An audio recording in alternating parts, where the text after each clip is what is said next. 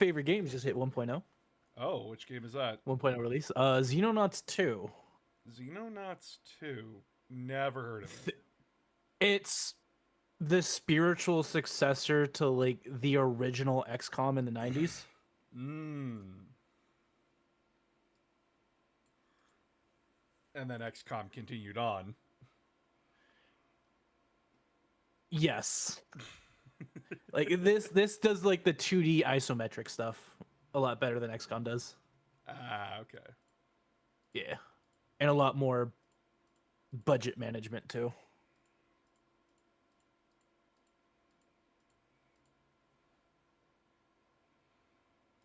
Interesting. Yep, because you have to keep all the countries happy. Because they give you money. Hello, everybody. Come on in. Come on in. Come chill with us. Come, my lady. I don't know anymore. I'm very tired. It has been a long day. Along with the fact that I have to redo my competitive tournament list because, oh fuck, did I made bad decisions. What happened?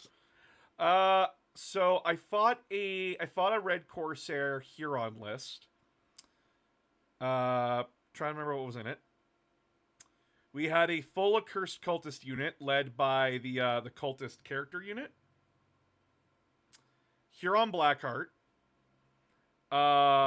2 squads of Noise Marines. 2 Rhinos.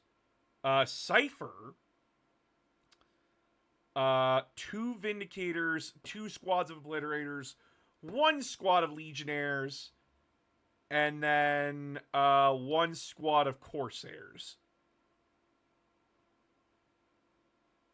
I believe that was it. Oh, there was also a cultist squad. And I got fucking schmacked.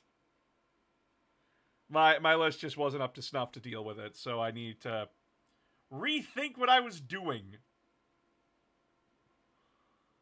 Hello, chat. Hello, everybody. Come on in. I like how I completely redesigned my army after fighting Ku the first time. Oh, yes, it was awful.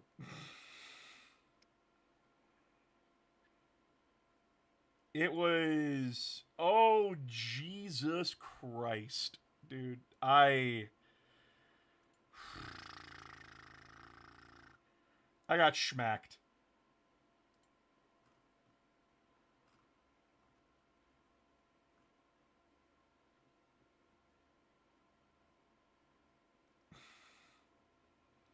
I still can't believe they did a musical for Warhammer. That was funny as shit. Hello. Hello. The thing is, they put effort into it too. Like that was pretty good. That's the scariest thing.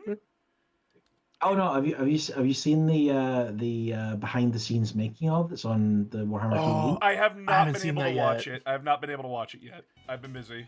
Oh, it's so good! It's so good. It's also entirely like the behind the scenes of a Broadway show, kind of. The Trazen costume looked baller. Yeah, like guys. Yeah. When GW wants to pull... What? That was the actual Trazen. Yeah, like.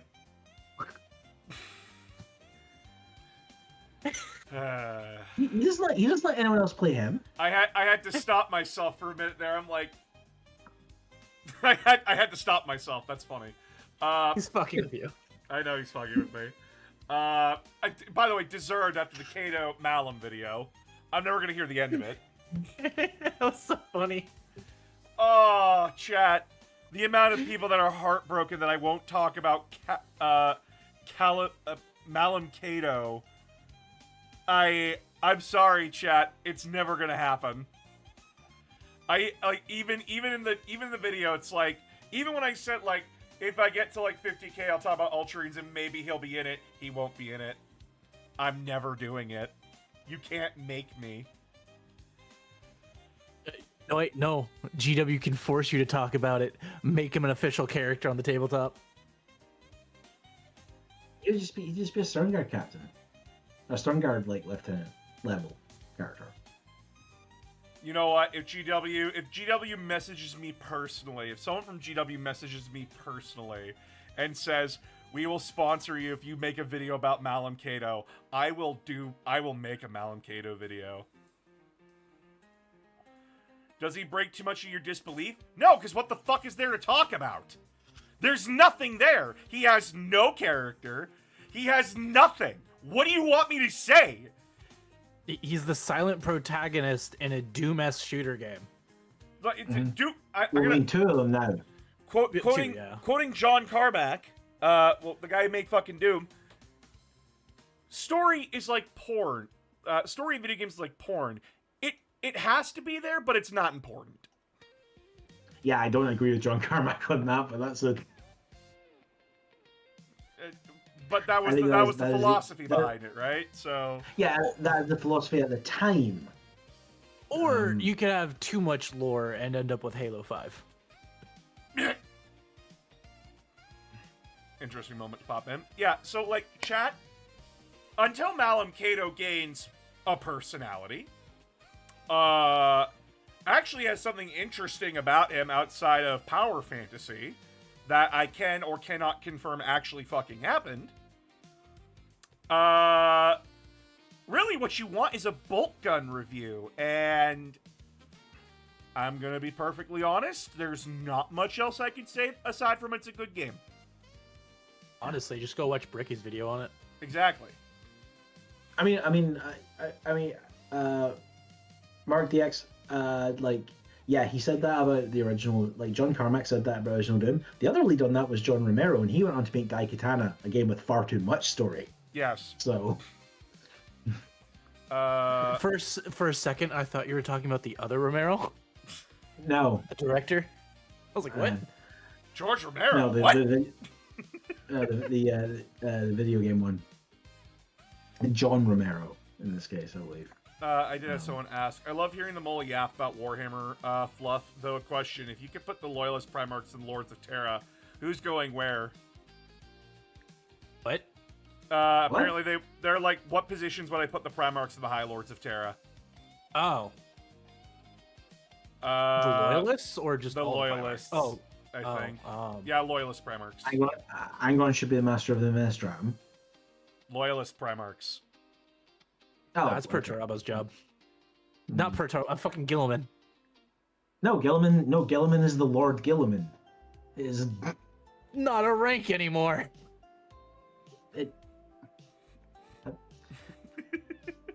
Technically, he hasn't taken back that role, which is weird. That is yeah, really but no weird. one's filled it for like 3,000 years. Okay, I'm completely lost. Who the hell is Malum Caedo? Malum Caedo was the protagonist of the Doom-esque shooter released on Steam and other platforms back in like 2022 for a game called Bolt Gun. It's basically just Doom, but Space Marine themed. Yeah. Korak should be the High Lord in charge of music. No, the Assassins. No, he's not the Grand Master of Assassins. That should be Vulcan's job. Okay, What? you're just fucking with us now. Yeah, he's in a jokey mood tonight. Right. No, hear me out. You give the job of being the master of the Order of Assassins to the most compassionate person, because he will only use them when they are absolutely necessary. He's gonna hate the job, though. You think he likes any of his jobs? He really liked burning that Eldar child. True. I don't know. No, make him the Inquisition representative. That's oh better. My it's a better God. position for him. Yeah. So the problem with asking, like, hey, where would the Primarchs go? None of them wanted that position to begin with. That's one of the reasons Horus rebelled. Yeah, it's one of the reasons why Horus rebelled. He doesn't like the whole idea of the High Lords of Terra and there being like a civilian administration. Yeah. Also had more to do with him having to answer to regular people. Yes. Yeah. So lesser people. Let's talk about the big things that are happening in Warhammer right now, because I see a lot of people are like, "Who cares? We want the updates." And I'm like, "We'll get there. Patience is a virtue."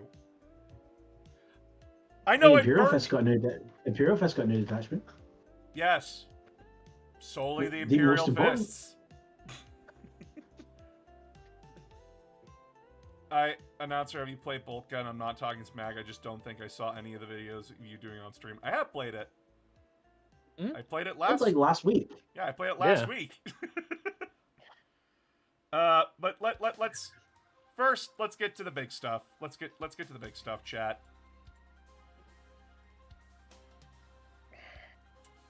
So building an army in the new edition of Warhammer 40K.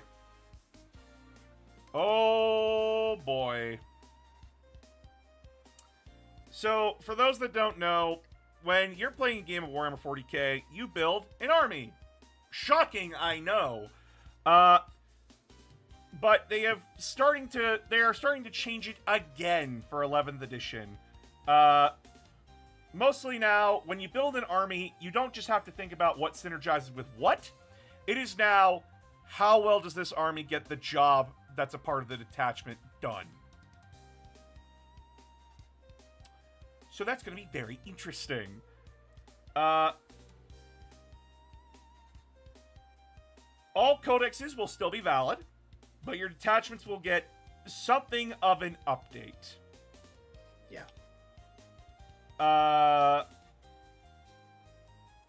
As well, battle size is going to affect what you can bring and what you can do. So, for example, as they have here, if you're playing 1,000 points, you only get 2 detachment points, 2 enhancements, and 2 units max. But if it's a battle line unit, that max is doubled. So if it's 1,000 points, you can bring in 4 battle line units. Yep. This new system gives you greater flexibility to home your army's theme and make characterful unit choices without compromising on their strength. And also means that some of the bigger, splashier detachments won't have an outsized impact on smaller games. For example, as a dedicated Raven Guard aficionado, you might take a detachment that focuses entirely on the Phobos-clad units, such as infiltrators. Such a detachment would offer you enhancement and stratagems that are laser-focused on the units you love to use. Combining it with larger, more general detachment that affects a broad array of infantry in a strike force battle means that you end up with an army bespoke to your playstyle. Note, this doesn't mean that soup armies from lots of different codexes are back on the menu. You'll still choose your army from your codex, in much the same way as you do now. The detachments will then give rules that will apply to your whole army, though certain detachments and rules may only affect certain units within it.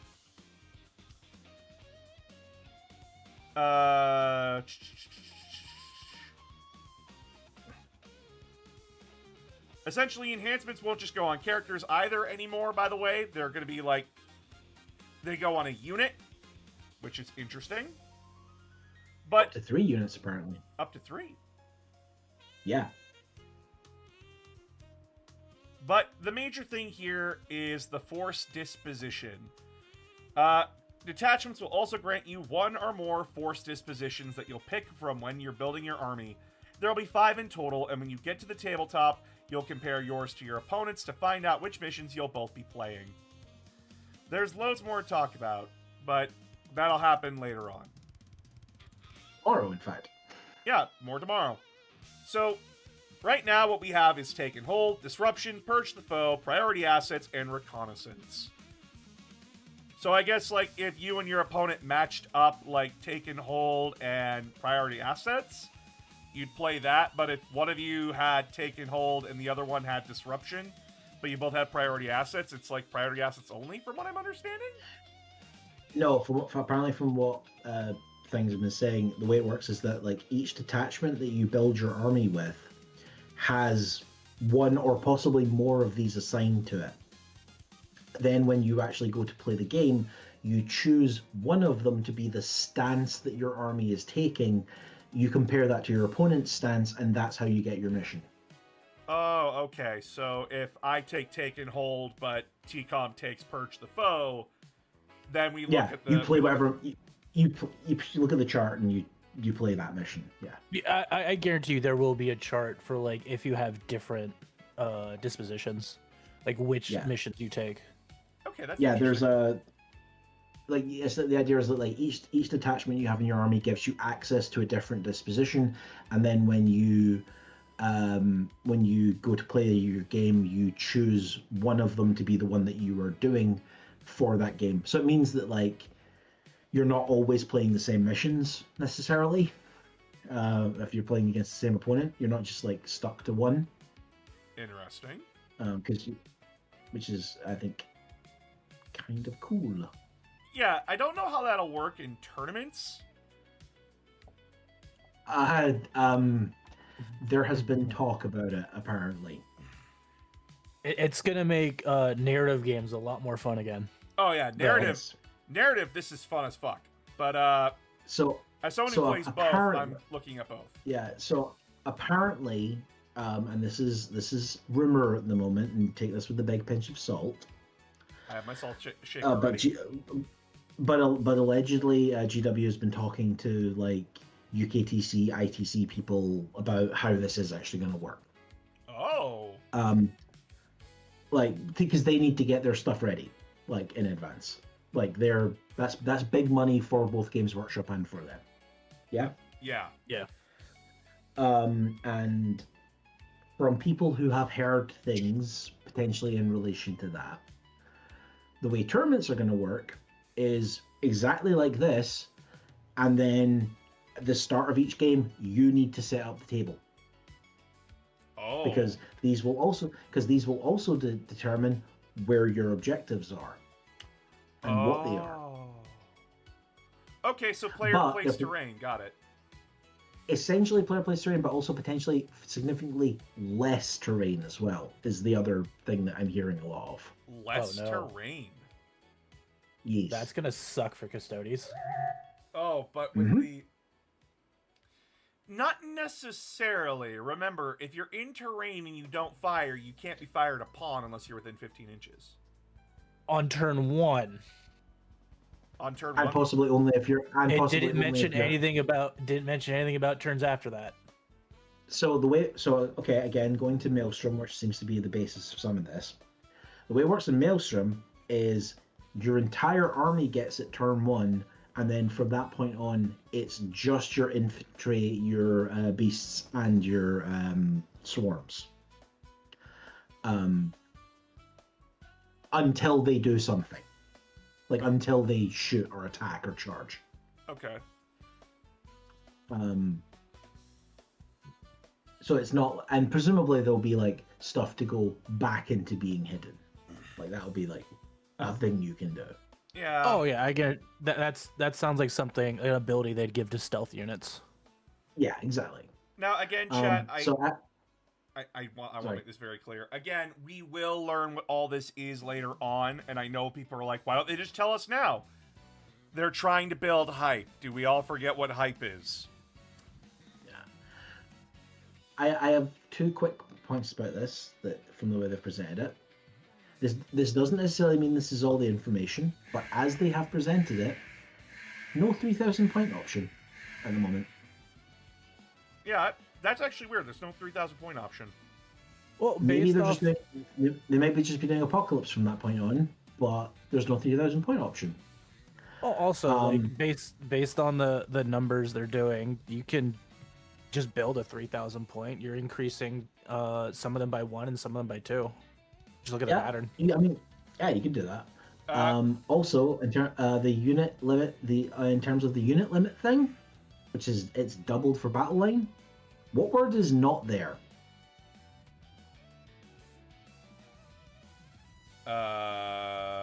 It's not doubled for dedicated transports. Oh, shit. According to this, it might be in the main rules. We don't know. We don't know how that works. Like, but this might mean that you're much more limited. Like, you're inherently much more limited in terms of dedicated transports as well. For someone who's... So I have, like, a few things I have to talk about here. I wonder if they will add character customization. They already did. Lair of the Tyrant introduced Crucible characters. Crucible characters are... Shut up. Crucible characters are customized stat sheets where you create your own custom character. There is a bit of an asterisk to that. Some armies got a little bit more love than others. Guard got shafted on that. You already have a bunch of them in the codex. Yeah, but for the custom characters, it basically wants you to make all your custom characters into vehicles or mounted units. Then I have, for someone who is very new to actually playing the tabletop, just how big of a battle would a 3K point game be? Pretty big. 3,000, like a standard Marine squad in modern 40K right now for 10th edition. 10 men. Yeah, well, 5-man squad. Like, we're gonna go with the average. Okay. Oh, I thought you were talking about like a max squad. A squad of intercessors is like 80 points.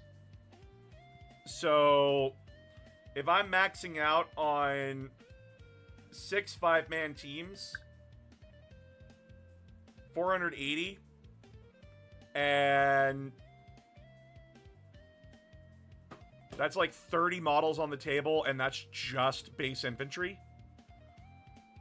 And that's not even, and that's like not even half the list. Usually a 3,000 point game is an all day thing. Yeah, if you're playing 3,000 points or more, you're there all day. The idea of onslaught, or as they're calling it now, apocalypse again, is that it is meant that your army is taking up pretty much the entire side of one table. It gets very cramped. Because the idea of 40K is that these are smaller battles happening within a larger war. That's the idea. And then if you play something like Horus Heresy, the idea of that game is that you're playing that war out. Well, you're playing like a larger scale battle in the case of the legions. Like, 2,000 points in Horus Heresy is minimum, whereas 2,000 points in 40K is an average game.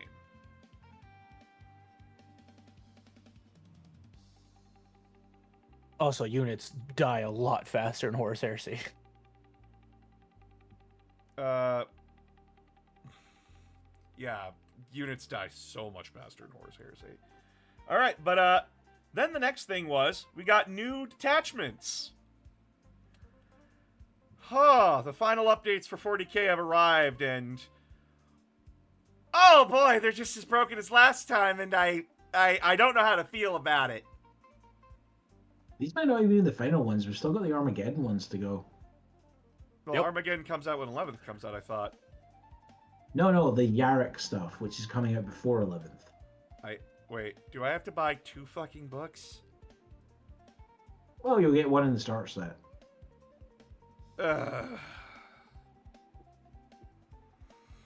Alright, Wallet. Everything will be fine. We'll be okay. Anyway, so the new Chaos detachment is Warp Portals. Hey, Grey Knights. I can do what you do now, says Heretic Astartes, Terminators, Obliterators, and Mutilators.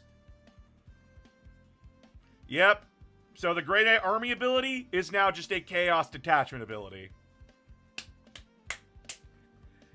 Get spanked, motherfucker. The entire detachment is built around deep striking and deep striking out. So if you drop onto an objective with a unit, and one of these units, and then you decide to pull them off the table, you can spend a stratagem to say that objective's still mine, or you can spend a stratagem to buff up a unit that just arrived by deep strike to make them hit a lot harder. This is Very similar to another Custodes detachment. Yes. Very clearly, this is to promote the new Iron Warriors character and the new Mutilators, and really just focus on, like, being an annoying asshole with really tough, tanky units. Then they're trying to be me.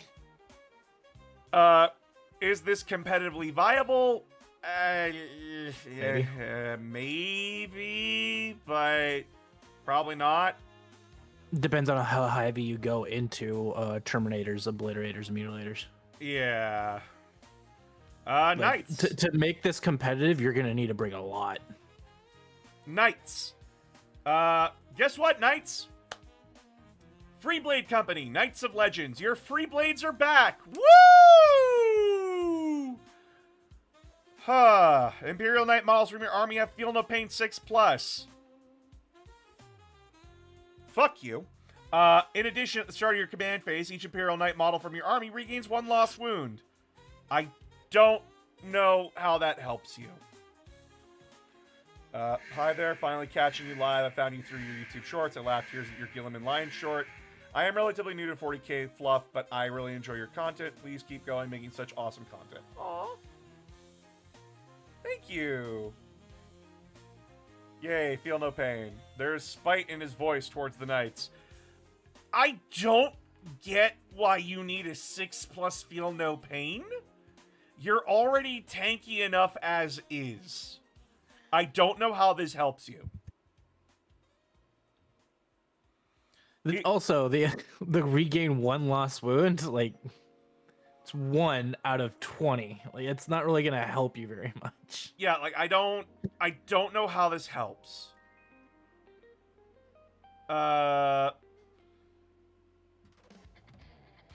There is also the flanking maneuvers stratagem, which is what they wanted to show here. Cool! I didn't need to be paranoid about the edge of the table with fucking armigers, but here we are, I guess. Basically, if an armiger unit from your army is within 9 of 1 or more battle edges, they can just go into strategic reserve. So if they're on one end of the table, they can pop up on the other end of the table next turn. By walking on. They walk off and walk on. It's the thing that pissed me off about fucking Old School's army in the Crusade. My bikes can just walk off the board and then walk back on. I didn't think my bikes hover. Wait, my Terminators Iron can do Warriors that too, detachment. but I never use it. Iron Warriors detachment was the Warp Portals detachment. It wasn't really themed for Iron Warriors, but... Okay. Yeah, it's not really themed for Iron Warriors, but give us a second, we'll get there. We also have the enhancement for Free Blade Company Mysterious Guardian. You can deep strike a knight. That's terrifying. That's fucking scary. That's like out of everything in that detachment. That is terrifying. Yeah, like this is the. I was gonna say, these entire detachments are in the download section, right? Yes, I know. We'll go into it later. Okay, cool. Then we have an attachment for the Space Marines that buffs them if they're standing in terrain. Tell me you're an Imperial Fist detachment without telling me you're an Imperial Fist detachment. This is the one that concerns me. Because it gives them bonuses for standing in terrain. How are the rules for objectives changing? Oh, you mean the one where they're standing in terrain? You have to stand in terrain to hold it? Yeah. Oh, my friend. You know they didn't think that one through at all. Bring these guys no, back. I actually genuinely think a lot of this stuff has been designed with 11th edition in mind. Most likely. Yeah. Like, I mean, honestly, why wouldn't they? It gives us a taste of 11th edition, and 11th edition coming out in a couple months. So I find this one just fucking hilarious, though. This is funny as fuck to me. So, when a Marine unit is standing in terrain, they get to reroll hit rolls of 1 and reroll wound rolls of 1. You basically get Oath of Moment for standing within a terrain piece. If you don't move from that terrain piece, you gain the Entrenched keyword. Which basically only affects these, your stratagems. Which, basically, reroll wound rolls against monsters or vehicles, monsters, or characters. Add 1 to your objective hold characteristic. Improve armor pen by 1. Gain sustained or lethal if you're standing in terrain. Gain both if you're entrenched. Gain stand to the end, which is fight on death on 4+ if you're entrenched. And you can make a normal move up to D6 if your unit is entrenched. You can reroll the D6 to determine how far your unit can move. Cool. Cool. I see we like Imperial Fists today. This reads as like a lot of Imperial Fist love. But it's supposed to be in general, it's supposed to be in general, like, hey, we're focusing more on objectives being in the, objectives being terrain features now, so go from there. We also saw some nerfs to my boy Marnius Calgar and Caedo. Oh boy, they took away Lord Also, Calgar and Captain of the Honor Guard. Also, the previous ones got actually removed from the game. Didn't even get put in Legends. Yep. They removed my boys. Which, okay, fair enough. They replaced the model. They actually just updated the model. They didn't actually. It's not a case of the model went to Legends, so fair enough. Kato's the only one I could see an argument with that because he technically changed roles. Yeah. But I don't remember what the Master of Crag ability did. Off the top of my head. It was right. They were basically both. You couldn't take him and the other one in the same army. Oh, right. That's essentially what it was for both of them. Okay, awesome. They didn't nerf Caedo, they gave him depression. We'll open up Chaos Faction Space Marines. We also got Cult of the Archifane for Chaos. Which was the one where I'm like, oh, cool! You buffed Vashdor. I know they buffed a lot more than Vashdor. Oh, this detachment is spicy. This is the spicy one. This is the one that I was looking at and going, oh god, there's gonna be this and Huron at fucking the Edmonton Open, isn't it? So, Cult of the Archifane. All Heretic Astartes vehicles gain Demon. Your Predators, your Land Raiders, your Vindicators, all those vehicles gain Demon keyword. Oh. Every Lord Discordant, Heretic Astartes vehicle, Lord Discordant, and Vashdor the Archifane also all gain Soul Forge. All Soul Forge units in your army have a 5+ invulnerable save. Because they're demons. Oh, joy. So, yeah, this list wants you to be taking Lord Discordants and Vashdor. And Defilers. And lots of Defiler. Wow, it's like we got a new Defiler to play with, chat. One that I will never be getting my hands on because, I can't even get my hands on Huron, chat. I'm very sad. But yeah, like, all of these different things are like, how do we make tanks and vehicles hit harder? Here's a stratagem that lets you get both dark packs. Here's a stratagem that improves your armor penetration by 1. Here's the one that allows you to reroll against characters, monsters, and vehicles. Here's one that allows you to heal. Here's one which allows you to be able to declare a charge even after advancing or being able to shoot. It's what the fuck. Also, how'd you like the idea of Huron and his group being delivered to where they need to be with a 5+ invulnerable save Rhino that heals?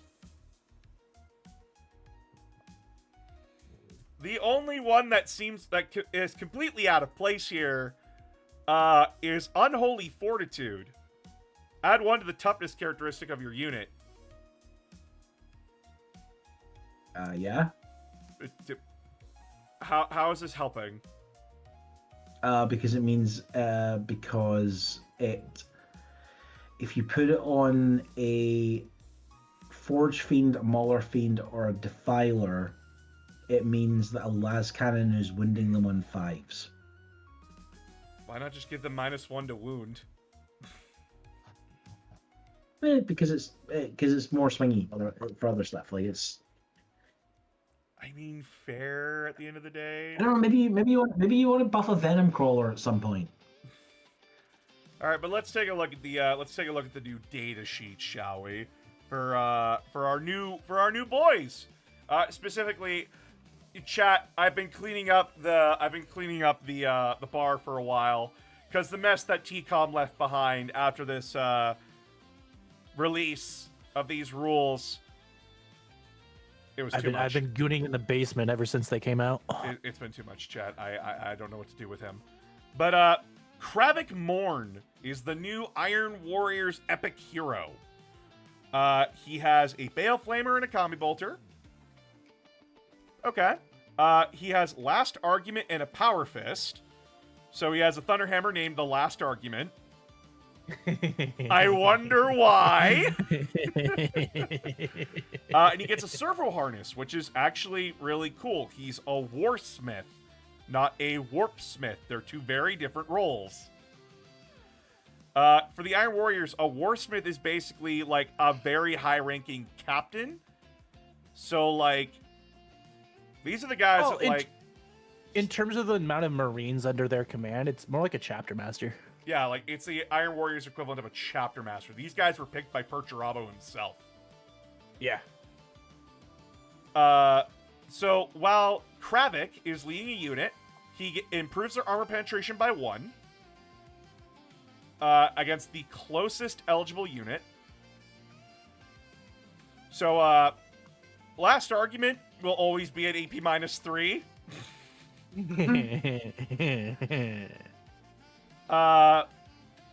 Architect of Ruin. At the start of the battle, select one enemy unit in your opponent's army with this model's hated foe. Each time this model makes an attack against that hated foe, you can re-roll the wound roll. Each time this model's hated foe is destroyed, you can select a new unit from your opponent's army to be its hated foe. He basically got free Oath of Moment. Yup. Oh, important point to make about the first ability that he has. Read it again. It's not when he's leading a unit. Oh. Sorry. Yeah, each model in this unit makes an attack that targets the closest eligible enemy unit. Improve the armor penetration characteristics of the attack by 1. He's doing it for himself, the selfish bastard. No. He does it for himself, and he does it for any unit he joins. But he gets the ability if he's by himself. Oh, yep. I'm stupid. How about I read? He gets it no matter what. This seems to be how they're formatting abilities at the moment. Unless specifically you only get this when you're leading a unit. Like if they want to make that distinction. What's Soulforge? Sorry, y'all never played tabletop at all. Don't worry about it, Fire. The Soulforge is Vashtor the Archathane's personal demonic factory within the Warp. Yep. He basically it's where he makes like demon engines and weapons for chaos. So he's trying to compete with the Iron Warriors. Yeah. Since also apparently possibly has shit. Yeah, also possibly his shoot, which is weird. But yeah, so if you're from the Soulforge, Vashtor the Archathane owns your ass. Literally, like it's by contract. All right. Unless he sold you to somebody. Unless he sold you to somebody, which in that case, you're that person's bitch. Mm-hmm. Next up is Mutilators, a returning unit from 6th edition. Yeah. Oh my god, I had an aneurysm seeing these guys. A good one.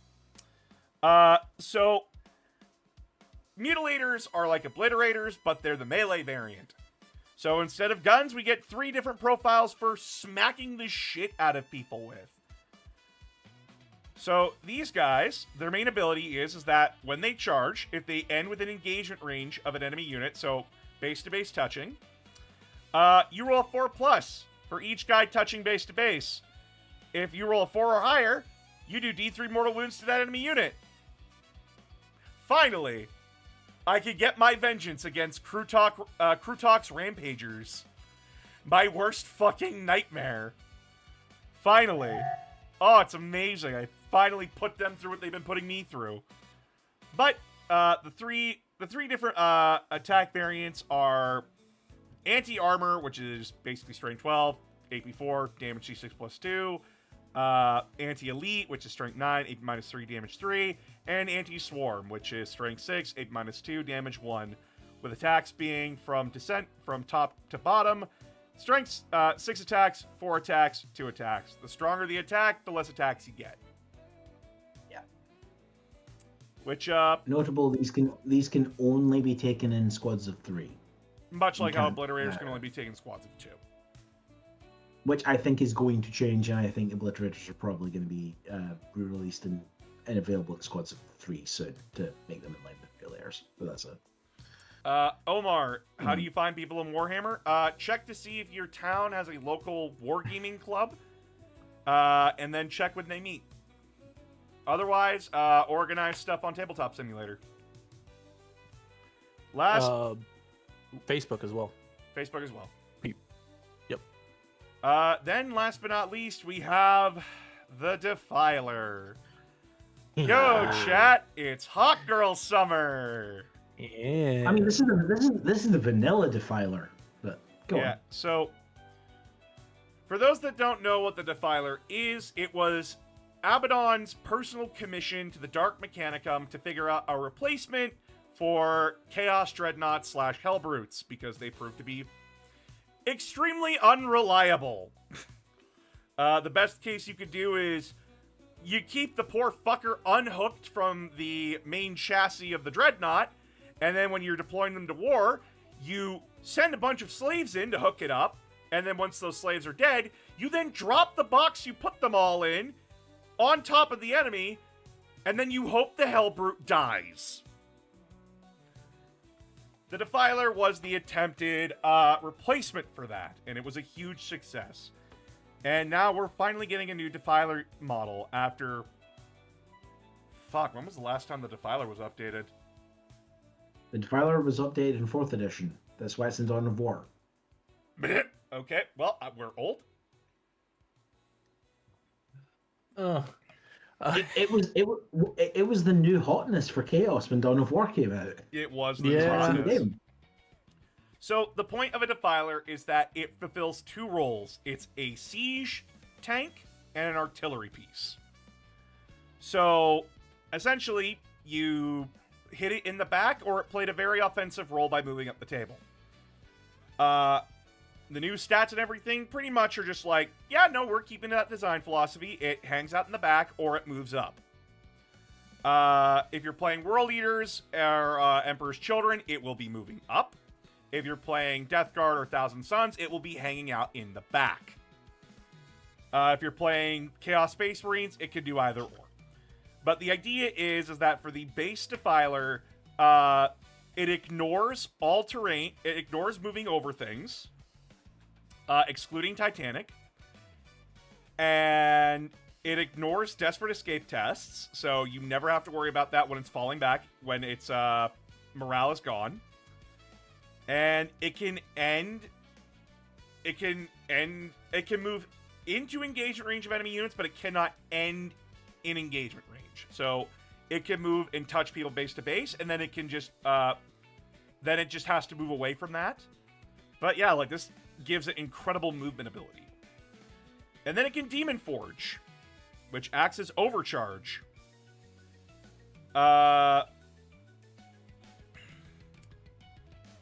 If you make a Dark Pact, you reroll wound rolls of 1, in addition to your Dark Pact. But before making the resulting leadership test, you can also overcharge it. But if you overcharge it, if you fail your leadership, you take 3 mortal wounds instead of D3. But you also get to reroll the wound roll. So, yeah, no, Defiler be fucking terrifying. Like, holy shit. And then, the four legions, they each got their own Defilers. I remember the other ones. I just don't remember the, Emperor's Children one. I've got them here if you want me to go through them. I remember them. I remember the other 3. I just didn't remember Emperor's Children. Yeah. Death Guard. People are saying Death Guard gets the worst one, and I'm like, no, they didn't. The Death Guard got a good one. Death Guard's ability is that if a Defiler fires on an enemy unit in terrain, it strips cover from that terrain piece for that unit. And all of the Death Guard Defiler's weapons got lethal hits. Yep. by default. So no cover All of saves them. for you. Man, I wonder if when 11th edition comes out, the fact that stripping away cover, i.e. the -1 to hit, is gonna be so fucking good.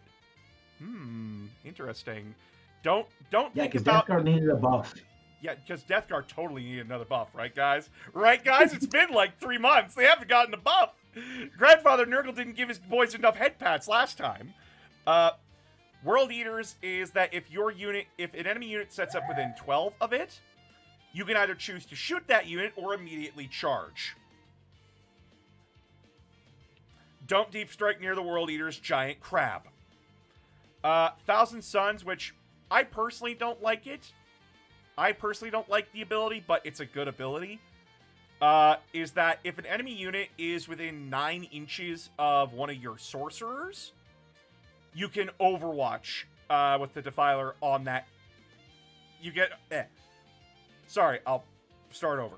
Thousand Suns Defiler gets to hit on 5s with Overwatch instead of hitting on natural 6s. And then if an enemy unit is within 9 inches of a Thousand Sun Sorcerer when you're using Overwatch, it goes from 5s to 4s. I don't like it that much because I don't like babysitting my Sorcerers. But that's a me problem. That's still a really good ability. To society later. I mean, the Defiler doesn't have to be near your sorcerers. You just there just needs to be an enemy near the sorcerer. Yeah, I know that's, but in order to use Overwatch, you have to be within like 24.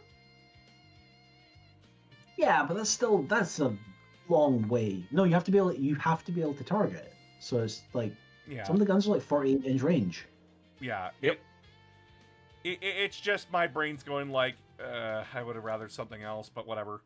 And then Emperor's Children got, if this model is below half, if this unit targets an enemy, that unit that's not below half strength, add 1 to the hit roll. Oh no! This is so awful, so many Emperor's Children players say, as I stare at them and go, shut the fuck up. Your Defiler goes from hitting on 3s to 2s when targeting something at full health. Shut the fuck up. Oh yeah, also the World Eaters one, all of its weapons got sustained hits of some variety. Oh yeah, that's right. Yeah, because again, no, they got rapid fire. World Eaters vehicle got rapid fire. Sorry, rapid fire, not sustained hits. They got rapid fire of some variety, but they hit on 4s by default. Yeah. Yes. Okay. So yeah, Too angry to aim. Defiler, lots of buffs. Defiler got lots of necessary buffs, one could say.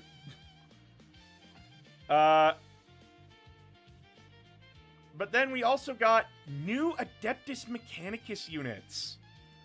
Oh my god, chat. First, let's look at the Eradicator cohort. Murderous Imperative. So, this one allows your Proctor Imperative, while the Proctor Imperative is active, reroll hit rolls of 1. While Conquer Imperative is active, reroll a wound roll of 1. Okay. Is this an apology for how bad their rule is? I believe, from what I understand from someone who is a Mechanicus player, looked at this and went, this should have just been the default Mechanicus detachment.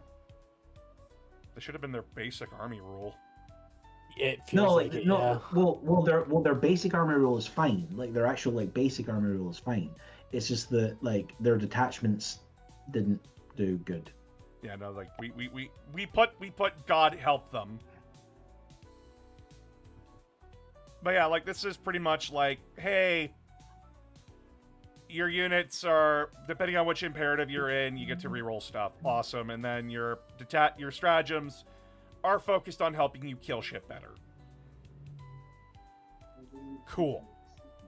Awesome. Did I see your question? Nope. There's a lot of people talking. What's the person's name? Typhload. I think that might be in the YouTube chat. Yeah, it's gonna be on YouTube. They're on Twitch. Which army is this? This I know is Adeptus... somebody asked about Clone Fulgrim. I don't know what. Oh, Clone Fulgrim? Oh yeah, I think like if Gilliman would like him or something like that. Probably not. I wouldn't trust it. I mean, considering his stance on recreating the traitor chapters, probably not. Yeah, he actively told Belisarius Cawl, don't use the traitor gene seed, and Belisarius Cawl then gave him the thumbs up and did it anyway. All right, but this is Thulia Gold. This will be the Iron Warrior's rival character for the new Cadia book that's coming out. But her entire shtick is that she basically gets a massive... She basically is a Primarch. She gets a Primarch ability, basically. Where she gets to pick one of 3 abilities of Icon of War, which is allowing a Skitarii unit to be able to shoot and declare a charge in a turn which they advanced. Allowing a Skitarii unit to shoot or charge after it fell back. Or have Conqueror and Protector imperatives active for that unit. Cool. While she's within 3 of a Mechanicus unit, she has Lone Op.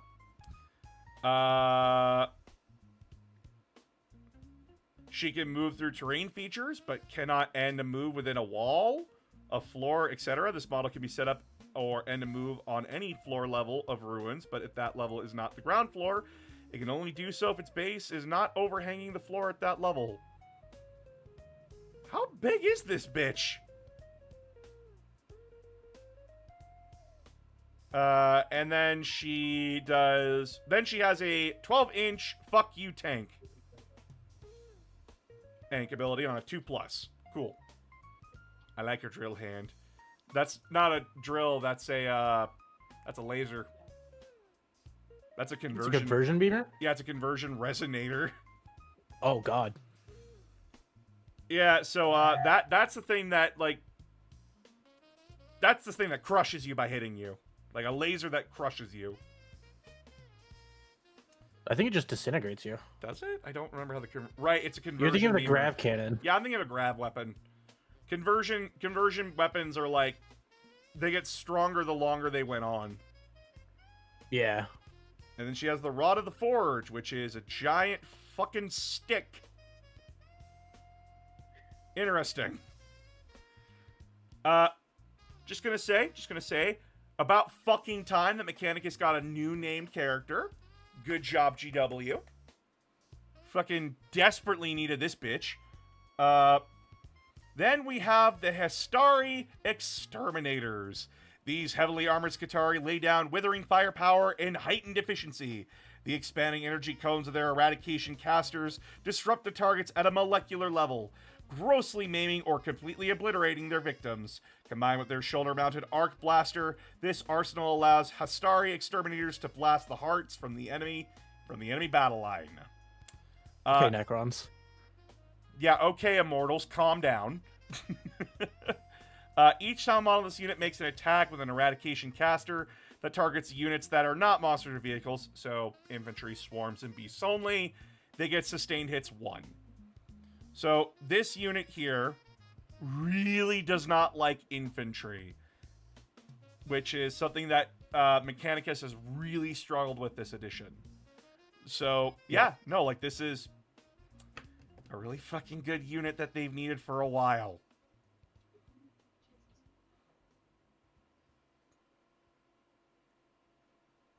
So yeah, then we have the Hestari Fusiliers. This is the anti-tank unit. And if they're firing at a vehicle or a monster, their weapons have ignores cover. So if someone's hiding on a terrain piece, fuck your tank. You don't get cover, bitch. And then we have the Servitor Battleclade brought over from Kill Team. Cool, you brought the Kill Team over, which is basically a guy leading a Servitor unit. The Mechanicus reverse-engineered Necron tech. That's all they do That's all they do at this point. And it's a comparison that like these guys are immortals, these guys are death marks. Yeah. Because like the Mechanicus can't be original. But these were desperately needed units for their army. Genuinely. They needed a new character because the only main character they had was Belisarius fucking Call.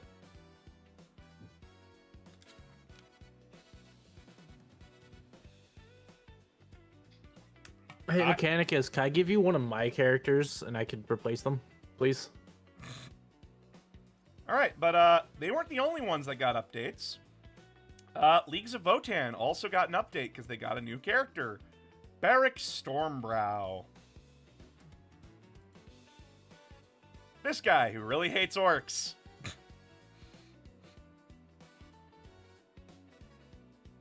He gives his unit sustained hits 1, and you can use Heroic Intervention for free. And he hits like a fucking truck. Good for you, Barrack. Then we have Thousand Sun, Tau Empire with the Twin Lance. These were their new characters that came out. I have been seeing Tau players wanting to kill each other for these things.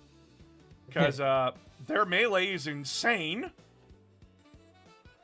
So, not only does each guy get 4 attacks in melee hitting on 3s at strength 6, 8-1 damage 2. So 8 attacks at that profile. They also get extra attacks, which is, hey, have a melt-a-gun at close range for free, and have an ion cannon at close range for free. If they fire at the closest enemy unit, they get sustained hits 1, and they ignore cover.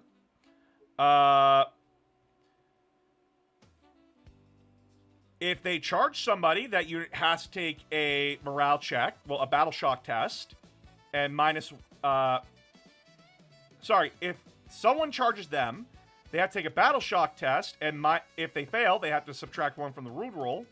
Sorry, not if they fail, and they have to subtract 1 from the wound roll, from the charge roll. Fuck me, I can't speak English today. I'm struggling. And at the end of the fight phase, if this unit was eligible to fight this phase, this unit can either make a normal move up to 6 or fall back.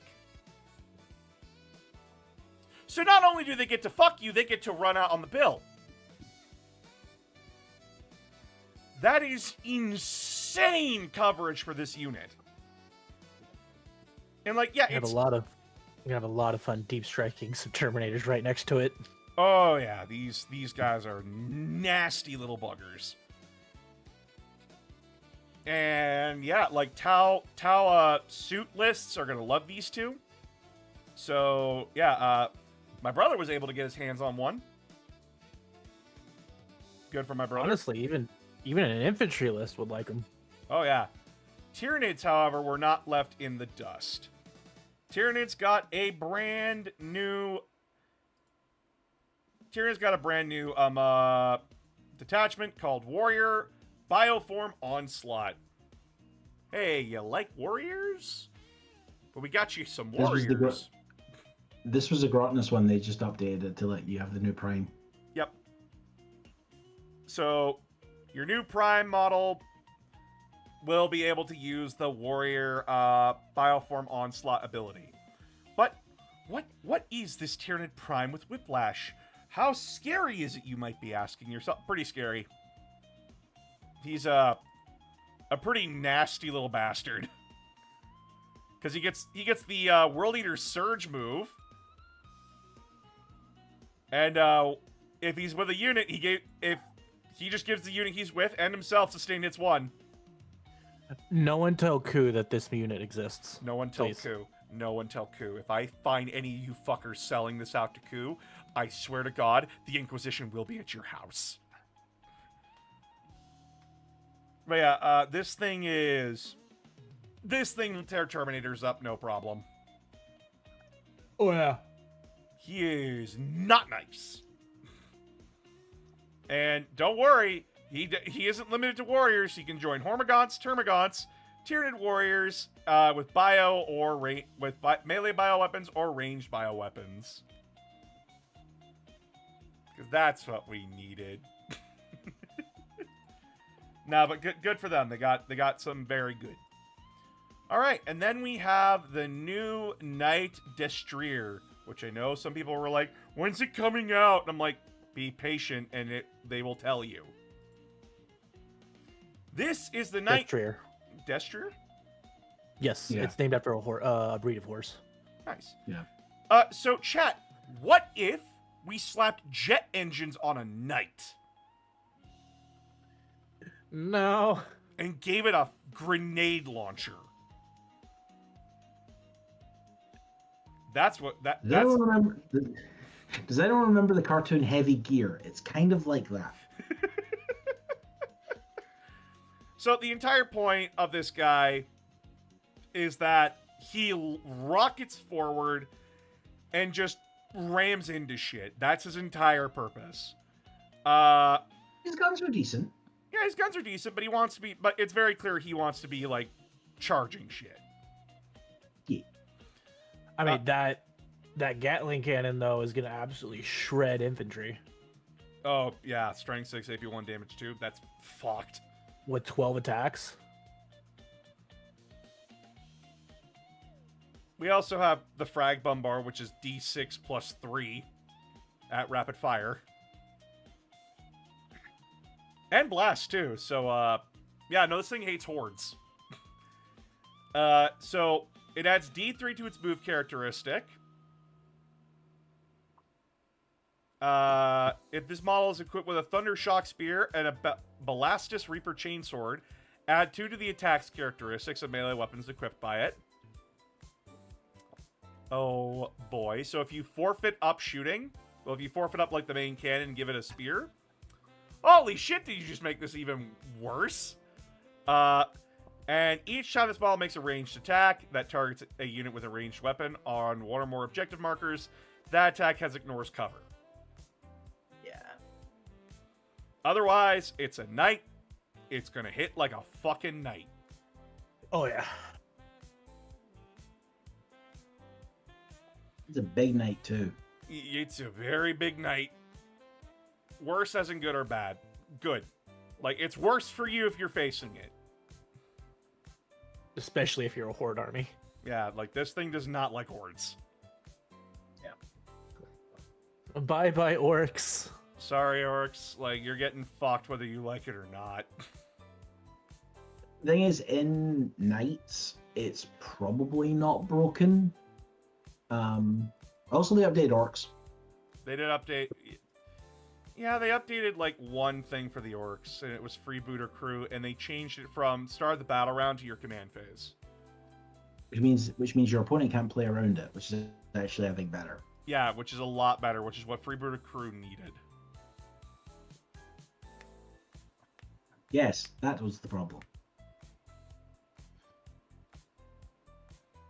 Yeah, for those that don't know, freebooter crew is that you chose an objective marker on the table at the start of the battle round, and then if any of your units were on that objective marker, or if an enemy unit was on that objective marker, enemy units, your unit shooting at the enemy unit on the objective got sustained hits 1. If you were standing on it, you got sustained hits 1. The problem with it was that if it was during the battle round, your opponent could just play around it. Like, you were never getting sustained hits 1 unless you were standing on it. Yeah, if you were going, basically, if you went second, your opponent would just play around it. But now that it's on my command phase, now it's like my opponent either has to not stand on objective markers, or he has to stand on them and then risk giving my orcs sustained hits 1. Which, thank fucking God they fixed that. Alright, but let's move on to Perturabo's grand plan. Yeah. So, is Perturabo coming back? I don't know. Probably. Like, if they have art depicting him, I don't doubt it. I don't think he's gonna get a model for a while though. Probably not. I, Or he might I, be. He might be coming at the end of the edition. Yeah. I think it's the end of. I think he's at the end of 11th edition. Possibly halfway with through another it. Primarch. Yeah. Like Fulgrim came out halfway through 10th, so. Mm-hmm. So what's good old Perturabo doing, you know? Well, apparently he and the Iron Warriors are trying to make one last master plan to take the Cadian Gate once and for all.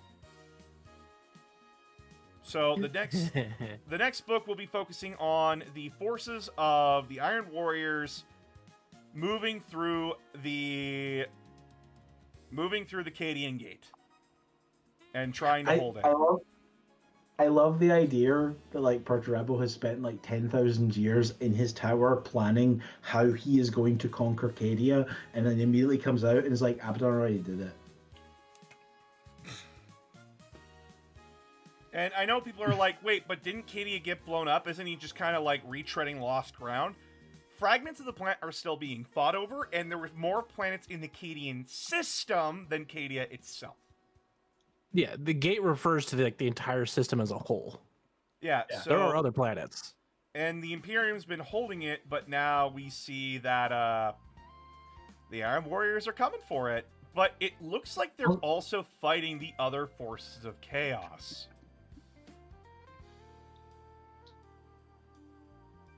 Which is, uh-oh. Interesting.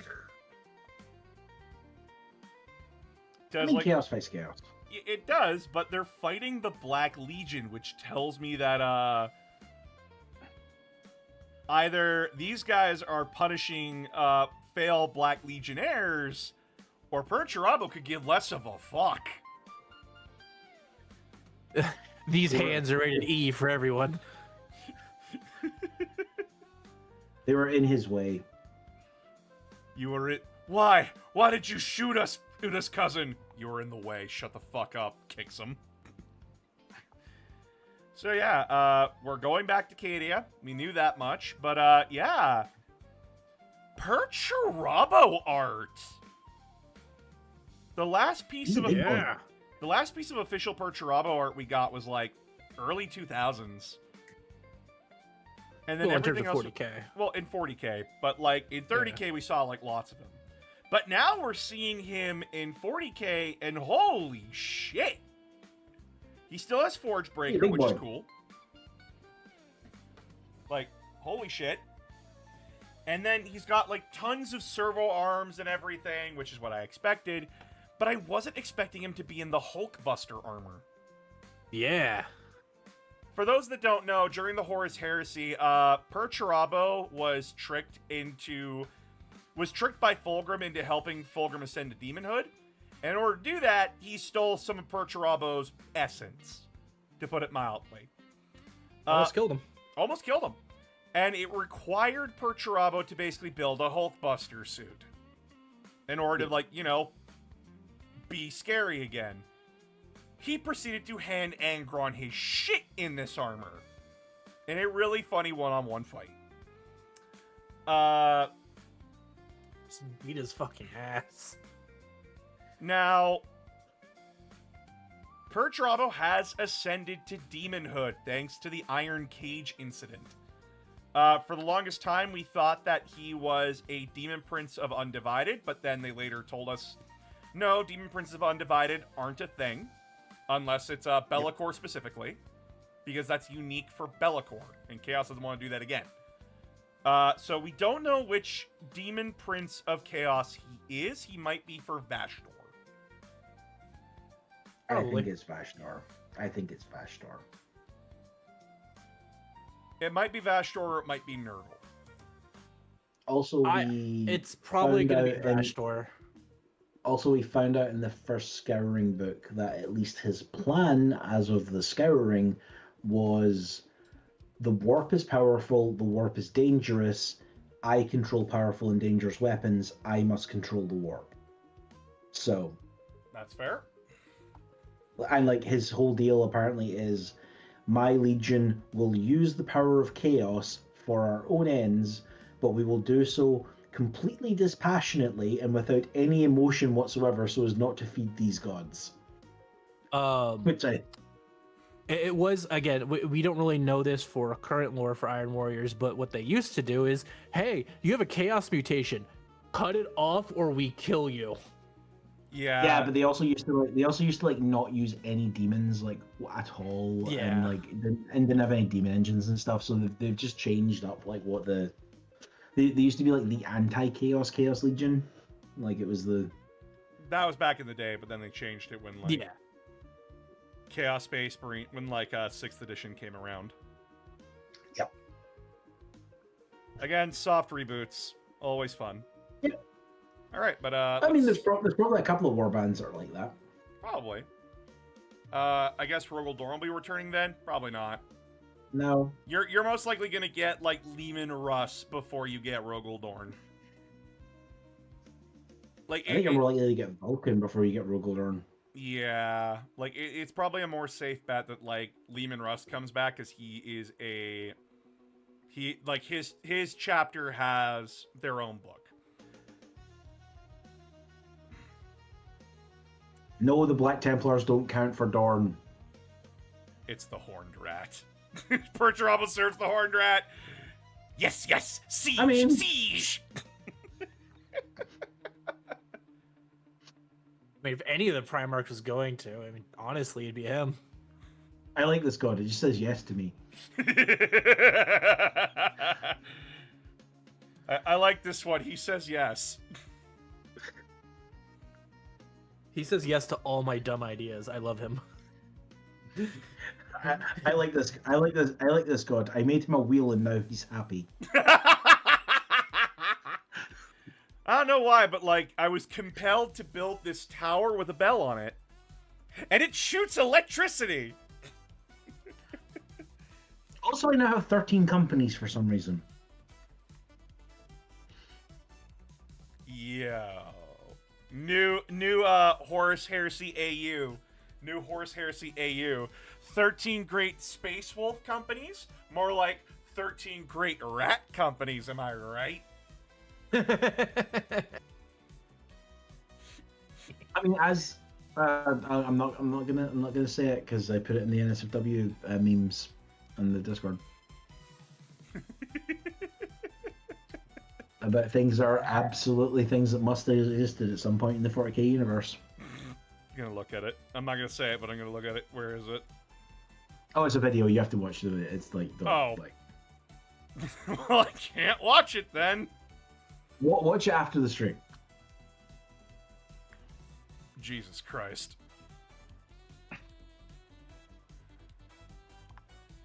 Sorry, I just realized that there must be an insane amount of Omegaverse fanfics in the Warhammer fandom. Surprisingly, I haven't found any, but I don't go hunting for fanfictions.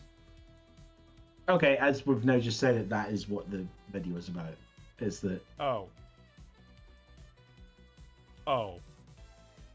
Remember, the Emperor has a library of basically all, most of human knowledge that he has been able to keep track of. Let me check AO3. No! Quick painting question. Do you happen to know the best way to paint chrome?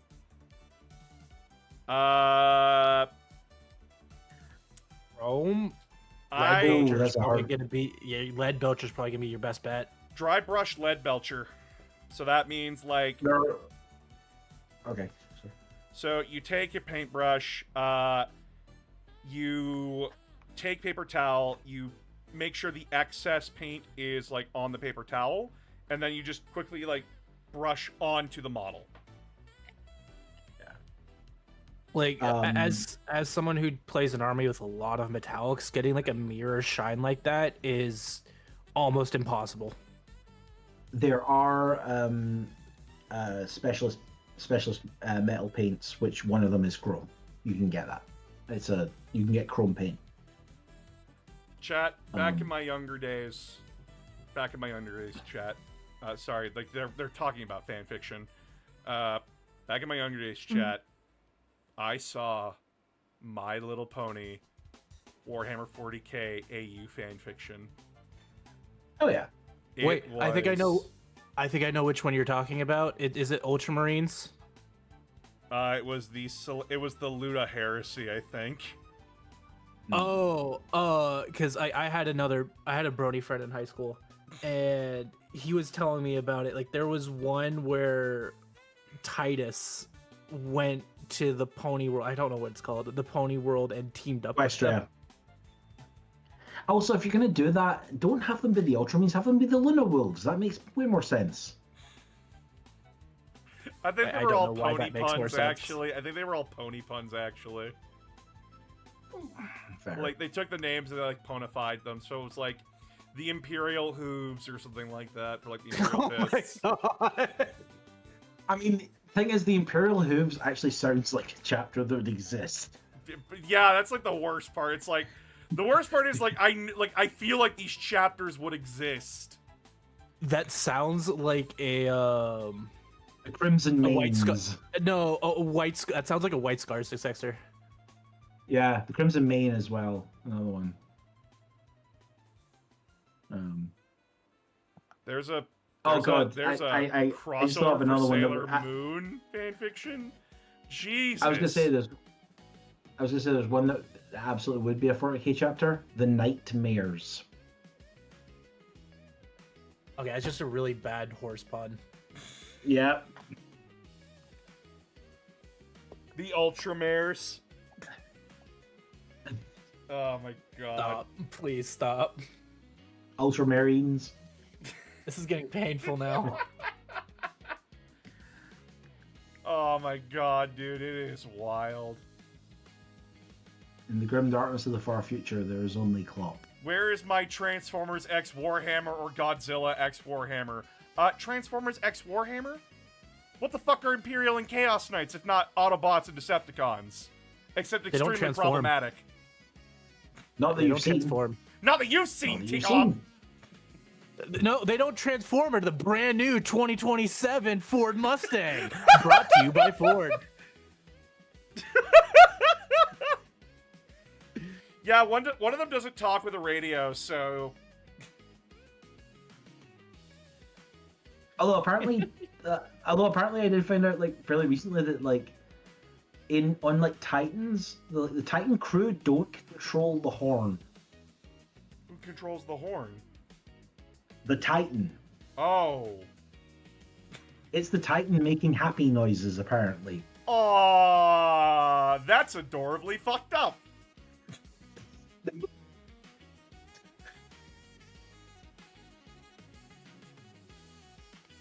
Yeah, apparently a Titan Warhorn is not controlled by the Princeps of the crew. That's funny. I'm sorry to say that the top non-Warhammer universe crossover AU is My Hero Academia. Fuck off! I can believe it. I mean, the it's absolutely not their like chapter motto, but the fake chapter motto for the Lamenters possibly came from or might have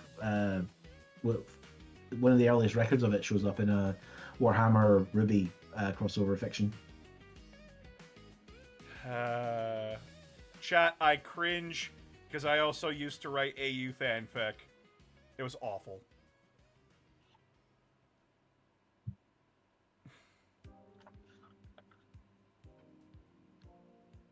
I'm just the messenger. I know you're just the messenger. Don't worry about it. My favorite crossover is Warhammer 40k work fanfic. What? What? I have no idea what that is. Oh, World of Warcraft? It's even worse! The best Warhammer fanfiction is Event Horizon. That's not fanfiction.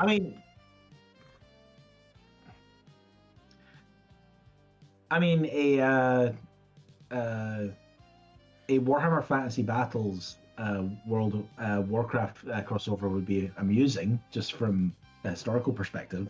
What's the top ship? What's the top ship? Oh, fuck. The top ship for, like, a Warhammer My Hero fanfic crossover? Oh, Jesus. It's probably got to be... Perturabo and Dorn, perfect shipping. That would have relied on me actually ever having seen My Hero Academia, and I refused to. Why? I think it would probably be like Kirishima and not Perturabo, a Ferris Manors or something like that. I don't know. No, just 40k. What's the top thing for 40k shipping? I need to fucking know. No, Angron and Bakugo. I mean, like, are we talking cannon ships? Because cannon ships are probably Greyfax and Celestine. We all know the perfect ship is Fulgrim and a poster of Ferris Manus. No, Vale and Kane. Celestine, her Inquisitor friend. Yep. Henrix von Calix, the Rogue Trader. Tell me you're a horny... your character, the Rogue Trader from Rogue Trader. Oh. I mean, yeah, Trazen and Orican are also a good ship. That is just a good ship. Who doesn't love a good hate fuck? Yeah.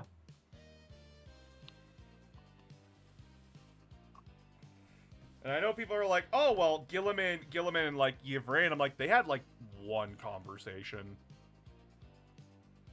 I mean, we're gonna have the real fun, which is that we're gonna get a polyamorous slice of life story between Ragnar Blackmane, Gazgul, and Yarrick now. Yeah, baby! What we all want! Old daddy, furry daddy, mushroom daddy. And everyone's like, oh, well, like, how do they have sex? The sex is fighting. They're all fight sexual. You think we're here for sex? Nah, we're here to watch them beat the shit out of each other. And now Gaskell says it's finally fair for the old man. I was gonna say, like, Yarrick comes back after having, been away for a while, and Gaskell's like, look, I got some things to tell you. I kind of went through a wolf phase. I kind of went through a wolf phase, okay? What the hell do you mean you went through a wolf phase? Well, Yorick, he's the boy, Ragnar Blackmane. Hey, guy, how's it going? Smiling as he sits in the cuck chair. No, I have a better scenario. It's... Yorick, I have something to tell you. I thought you were dead. I needed a rebound. Needed a rebound? I mean... Fight sexual, what do you mean by that? Do they all say ooh ooh when they punch each other? No, fight sexual is like... If you've ever watched Dragon Ball Z Abridged, it's how they wrote Goku and Cell. Where it's like they say very sexual things to each other, but they're punching each other over it. Like, the act of fighting makes them... The act, like, their horny is that they like fighting each other. And it's not sexual beyond that. Like, I'm gonna come over there and pound you, and then proceed to punch you in the balls. Yeah, and it's like, you gonna punch me already, or you gonna stand there looking into my magnificent eyes? What was that? Sorry, I got distracted looking into your magnificent eyes. Oh, you beautiful bastard, just hit me already!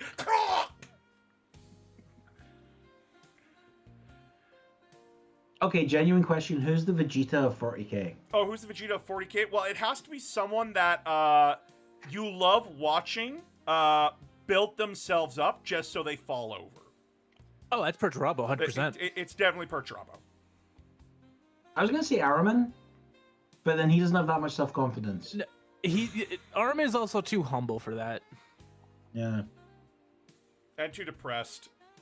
Yeah. Okay, I now want to go through the Z Fighters and assign 40k characters to them, just because that's where my head is going. Oh, God. Theo is Piccolo. Don't get the rest of the Z Fighters. Who? Yeah, Theo is Piccolo. Yeah. Well, no, because Piccolo has to be the villain that became an ally. Oh, shit. We don't really have that, do we? Yvrain. Not Yvrain. Eldrad. No. Yeah, Eldrad. Yeah. Eldrad. Yeah. It's sort of wise, but doesn't get to do anything after a certain point. Yeah, he gets like power creeped out of the meta. And just kind of is just there to deliver exposition from that point on. And occasionally uplift or yeah, actually he's absolutely Piccolo. Then there's I don't know who Goku would be. Yamcha. Yamcha? That's the guy who constantly gets jobbed. Oh, God. So Kato Scarius? How dare you? The entirety of the Lamenters chapter. Yeah, we're just going to put a big Yamcha in the Lamenters chapter. Lamenters Marine in Yamcha pose.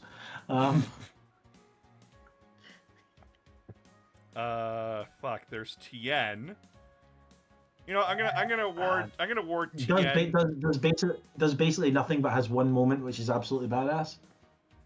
We're gonna give that to we're gonna give that to the White Scars.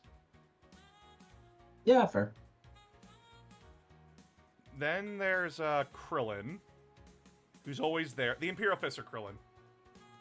Yeah, I was gonna say it's either the Imperial Fists or like possibly the Crimson Fists, because the Crimson Fists were there at the start, like Krillin, and they're just sort of still around for some reason. Here.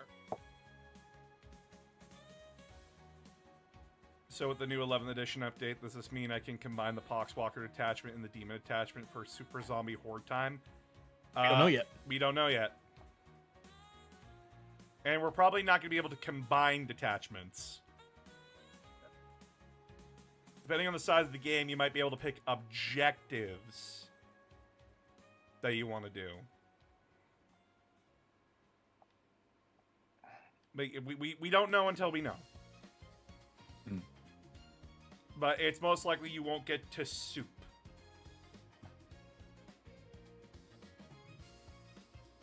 Okay, in 40k, who are Korn and Yajirobe? Who are Korn and Yajirobe? Okay, are we talking like actual Korn and Yajirobe or like Team 4-star Korn and Yajirobe? Like at this point in my brain, the Team 4-star ones are more canon, but probably the actual ones. All right, the actual canon ones, it has to be someone who taught someone a long time ago, and then like, oh man, they're actually surprisingly good with a sword, but then we never see them do it again. Fuck. Any striking Scorpion character. Oh, Karandras. Karandras and Osirian, yeah. Yeah, kind of. Yeah.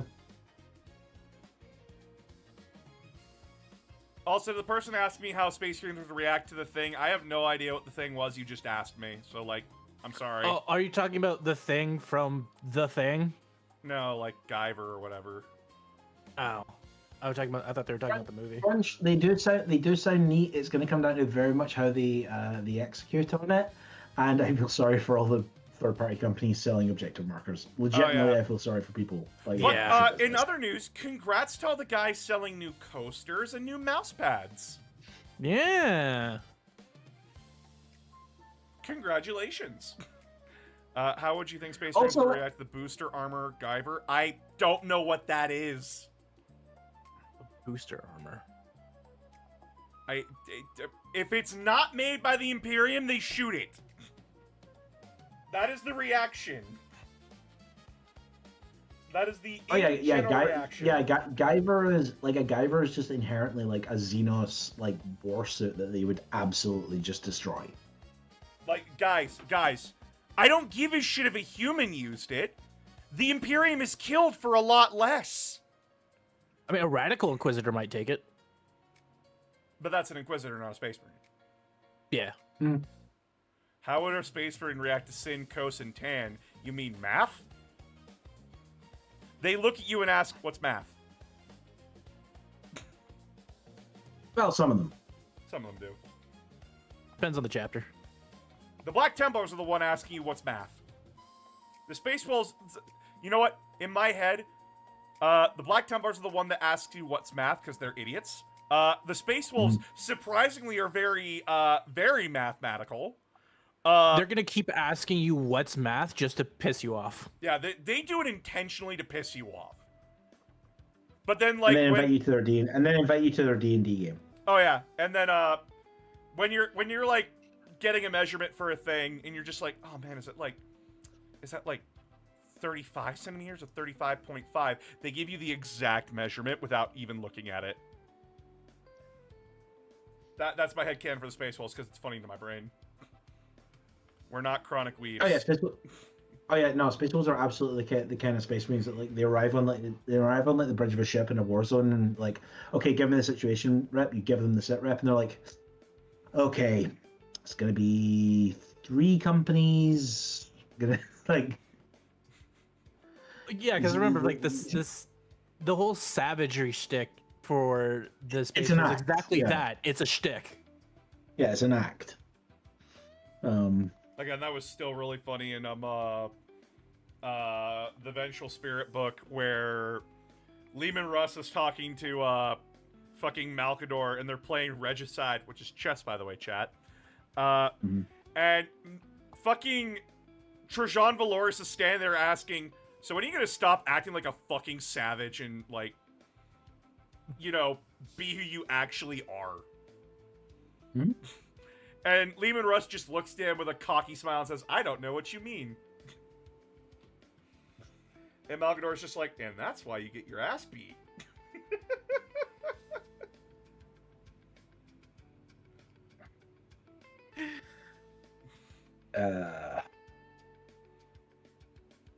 Wait, wouldn't Also, that it's be like Constantine Valdor? Did I say Yeah, Constantine? Or... yes, you're correct. Yeah, yes, Trajan is the Valdor. current Captain General. Did I say Trajan or Constantine? You said Trajan. Ah, shit. You My should bad. Trajan. You can tell how tired I fine. am, right? If Don't it's worry, Trajan, it took me a second. It took me a second too. Like, wait a minute. Hold on a second. If Nope, it he's was not a real Trajan, there'd be some Warhammer time fan. travel involved. Yeah. Oh no, he got 30k and 40k mixed up, and basically the guy who has the same role in each. And let's be honest, the same character. Ooh. Yeah, pretty much. Oh, you're Coming from a Custodes fan too. You're a competent inscrutable cipher. Okay, cool. Also, again, having read I said this to TCOM the other day, like a while back when I was talking about this. I reread his Valdor's novella recently, Really and good. I don't know if I did.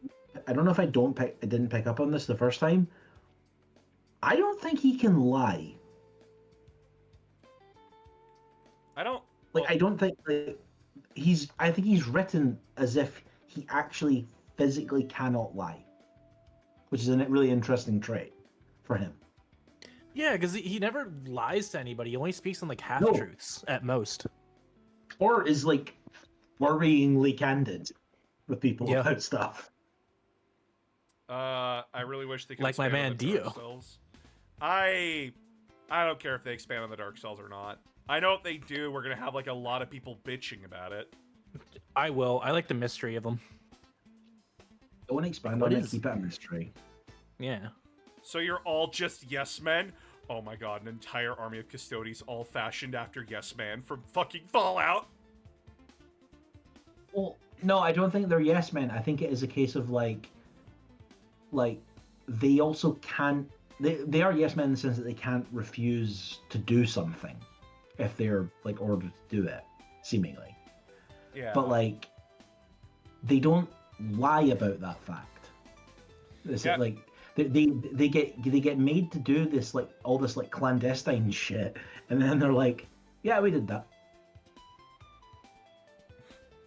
It wouldn't surprise me if something around the Dark Cells land on a Necromunda because every strange concept is on that planet. Yeah, It has on several occasions. Yes. Hey, announcer, your Need to Know videos have been wonderful to watch and learn from. Also, your mole avatar is super cute. Thank you. When I have extra cash, I plan on updating this model a little bit. The Emperor actually did allow them to share dissenting opinions. Yes, but the opinion didn't matter at the end of the day. Yeah. it's the difference between they can share dissenting opinions, but they can't like not follow an order, essentially. Yeah, like for example, they basically every single Custodes told the Emperor, hey, the Primarch project is a horrible fucking idea. Don't do it. And the Emperor said, we're doing it anyways. And they said, okay, sure, let's go. Yes, boss. Okay. I guess we're all gonna die then. We reserve the right to complain at every stage and basically hate all of them. Yo, T-Com, what's the fucking quote again that one guy said to a blood angel? Where's our fucking chat? Hold on. There you are. It's in your DMs. Yep, I'm gonna read this out. I seek the bringer of sorrow, the custodian said. Out of his armor and clad only in a black tunic, the blood angel felt curiously at odds with the warrior in full battle plate. You have found him. You are very far from my expectation, the custodian admitted. He disengaged the seal at his collar and removed the helm, revealing an ageless face with an Urin ritual scarring, like rivulets of saliva running in 5 lines down his chin and throat. I am Diocletian. Are you truly the bringer of sorrow? The title stabbed at Zephon harder the second time. He wasn't sure why. That was my title when I led men into war, he replied. You sound disappointed. That's because I am. I expected a champion in exile, and I find a bionic cripple. However, my disappointment is irrelevant. Activate your arming servitors and make ready for battle. Zephon hated the palpable sense of hope that surged through him with those words. The shame of it burned him. I assume you are aware that the Sigillite has forbidden any of the Crusader hosts from acting without his seal of authority?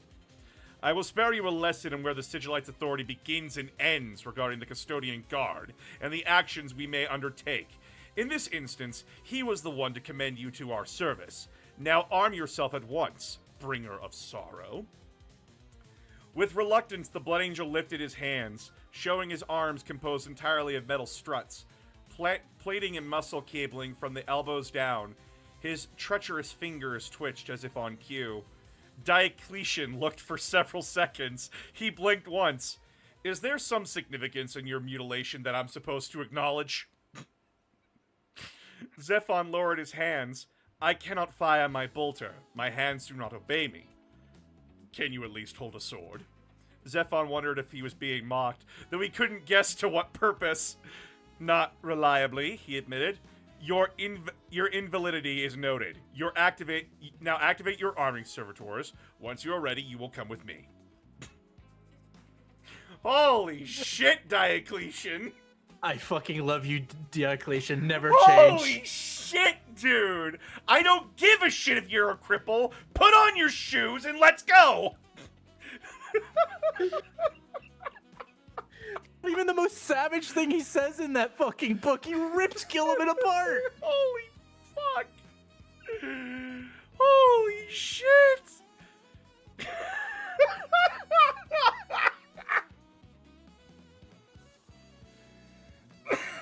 Oh my god!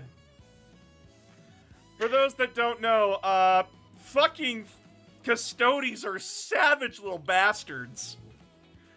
They do not give a flying fuck what you think. They will talk shit. What book was this? That's actually a good question. What book was that, T-Com? That was in the Scouring. That was in the new Scouring book? Yep. Oh, shit. Oh my god, I need to get the Scouring book and read it. It's really good. Like, the Custodians in it are like a hair's breadth away from just murdering Gilliman. Oh yeah. At one point. Oh right, yeah, like they are like fully on like, oh, so you're trying to take over the Imperium before your father's corpse is even fucking cold. And Gilliman's like, no, I'm not. I'm trying to sort this shit out. I don't believe you. Why not? Because look what happened when neither of your brothers got the same idea.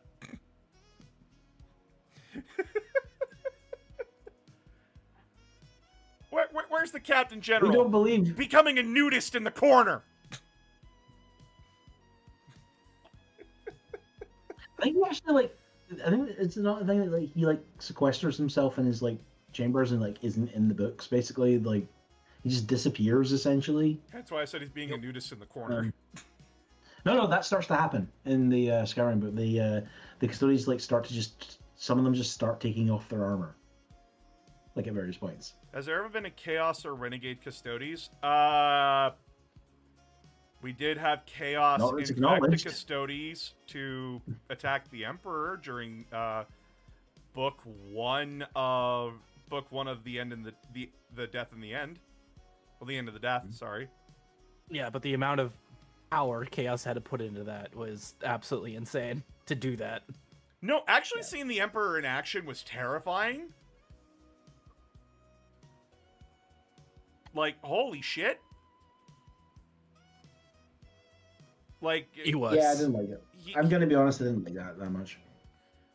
Yeah, it's very hard, because, like, why didn't he just, like, lift them up and, like, crush them into, like, fucking cubes?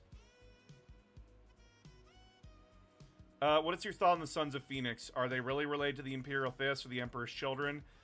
Why is this controversy, and will they rise like a phoenix? So, the original creator of the Sons of the Phoenix says, no, they're not Emperor's children. They are Sons of Dorn. Shut up. So, if the creator of the chapter says they are Sons of Dorn, they're Sons of Dorn.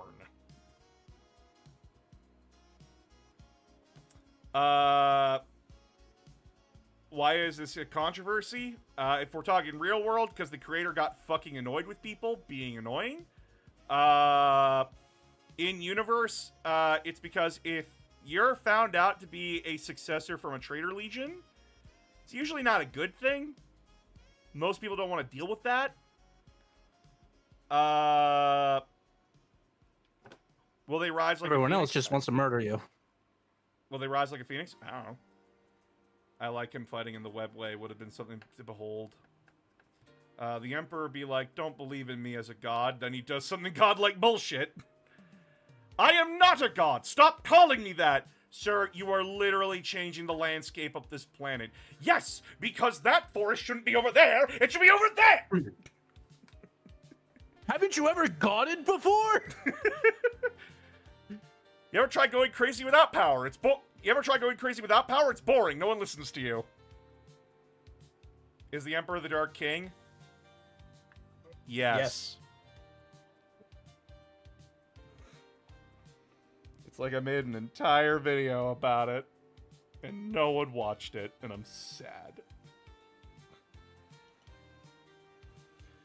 You know what, chat? I'm going to bring up my YouTube channel, because I know a lot of you are shorts-only people, so I'm going to give you back your fucking attention span. Because shorts have destroyed your brain. I was going to say, I like shorts. They're comfortable. They're nice and comfortable to wear. So, I make pants. long-form content. Look at all this shit. I make reviews. I make need-to-knows. But a while ago, i.e. a year ago, I made Malal, Warhammer's couch surfer. Has it really been a year? It's been a year. God damn.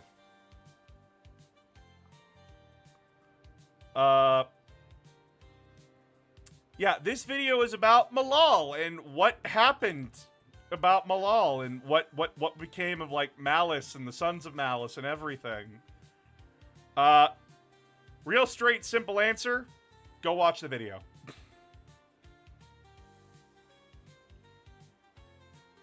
I know you do. I watch them and they are quite good. Thank you. A year, that's like 12 months. A year, that's like 365 days. And a couple extra on a leap year. One extra. Hey, thank you for the Maul video. He's my favorite Chaos Depends on God. how it.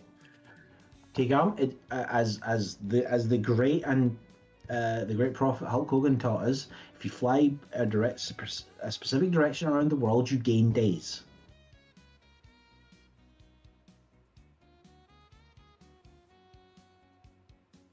I'm I have to explain identifying this that to you? with the response.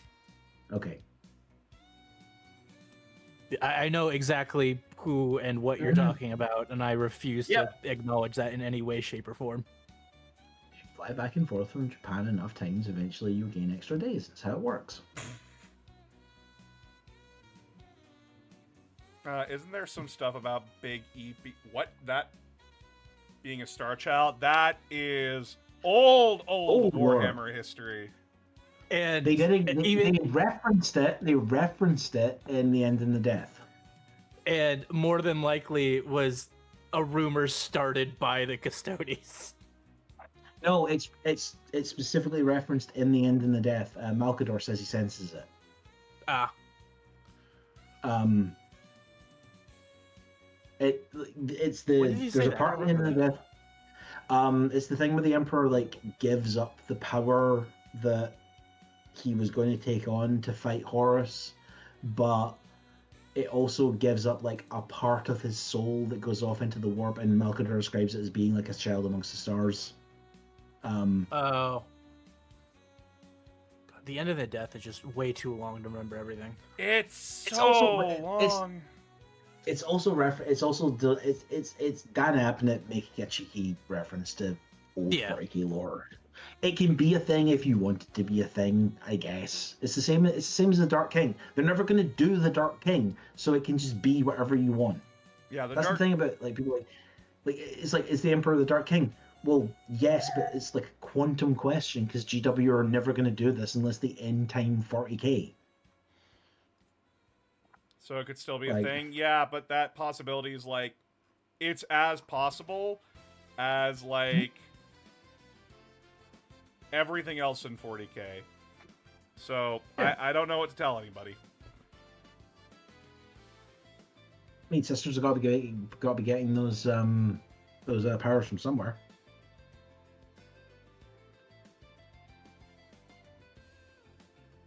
Is the Also, I mean, if there Imperial isn't cult Star a Chaos Trek- cult to the Dark King? No. They're a cult for the being the warp being known as the Emperor. The Dark King, in and of itself, it's its own thing. It'll happen when the Emperor dies. When will that happen? Let me look at the clock here. I see the GW number keep going up. The profit when margin GW is going up. When Warhammer sales plummet so low, they're barely making a profit anymore. That's when it's going to happen. I.e., when the people who say GW is dead are actually correct. Which considering those people's track record, never. So, yeah.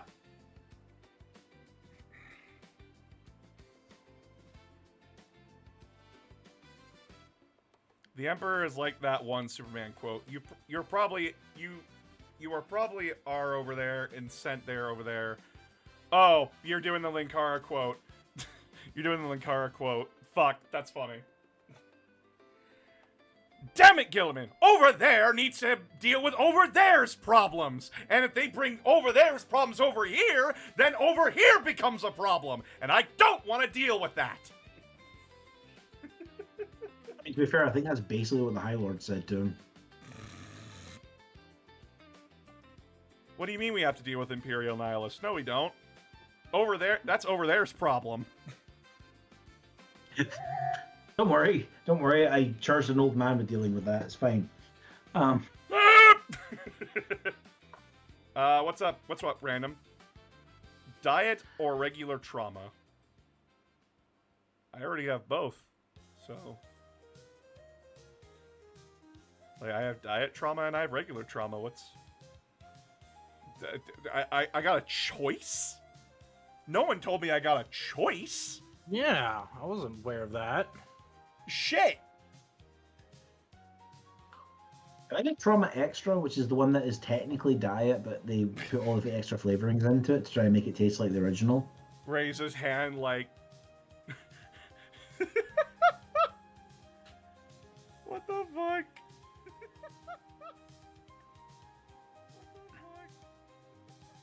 Hate painting for models. I mean, diet trauma is worse. How is diet trauma worse? Why is it that working for the Emperor makes you bald or gives you long hair, no in between? Excuse you, Caedo Sicarius has short hair. And a sick beard. He shaved the beard off, sadly. I know. Gilliman has short hair.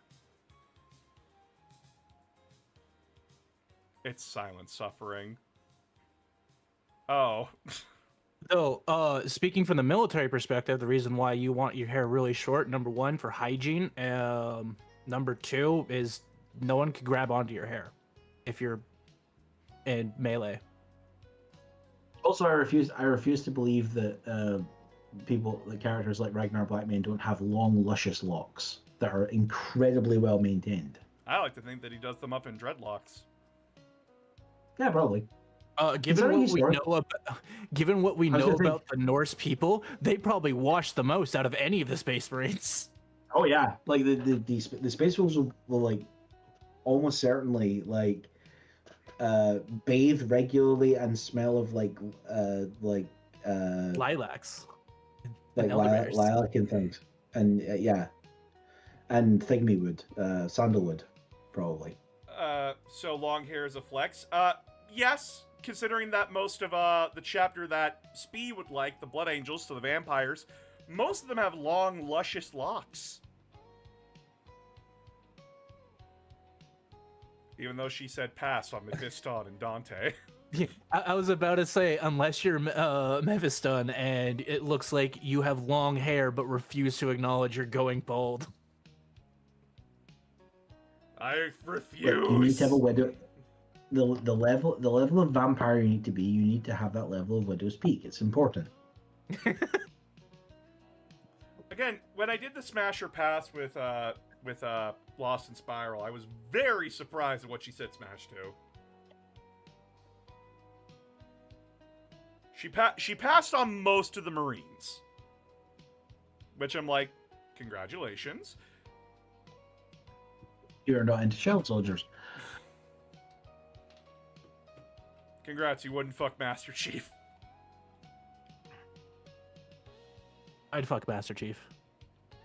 How many times do you think Malcador ran up behind Horus or Lorgar and slapped their bald head?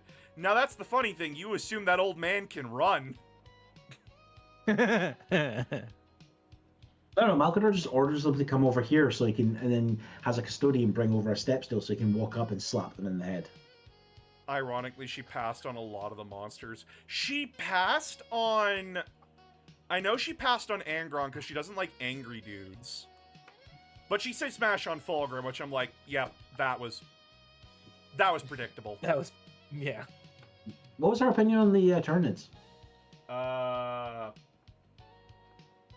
Pass? I think? I don't know. Honestly, well, because that's the weird one. Because that people are always like, oh, like you know, if you get like women into 40k, they'll play like sisters and stuff. It's like I have found more like 90% of the people that the like 10% of people that I've introduced to 40k, I show them Tyranids and their first response is, "Oh, that's cute." Because like listen, ever since I watched the Pokemon episode where a girl's like, man, I really like cute Pokemon, and like everyone went to her for like all the cute Pokemon stuff. Everyone was like, so what's like your favorite cutest Pokemon? And she pulls out fucking Shelder. Like the little shell Pokemon with the sticking out tongue. And it's like, ew, why'd you like that one? It's like, because it's cute to me. You're always gonna find those weirdos that find the most ugliest things cute. Yeah. I would pass on Demon Fulgrim, but Heresy Fulgrim. Mm-hmm. I'd smash both. Yes. But then again, who wouldn't Yeah, that's go kind after of pre-demon Fulgrim? yeah, it's that one moment of like, what, you're gonna say no to that? And it's like the most handsome person you know, and it's just like, no! I am going to get off, gentlemen. This has been fun. Yep, you have a good night there. Have a good night, man. Good night, kisses. Mwah. He's a psychic, he can project himself. That's not the... How was it painting my building and painting my first mini? Was I nervous? No, I was like 8 years old and I'm like, ooh, fun! So, Fulgrim is Fabio? Fulgrim? Yes. Yeah, Fulgrim's like the joke of like, he's always that one hot character that gets all the bitches. How many wives did he had again? An untold amount, and he loved each and every one of them. Which I'm like, okay, that's hard to believe.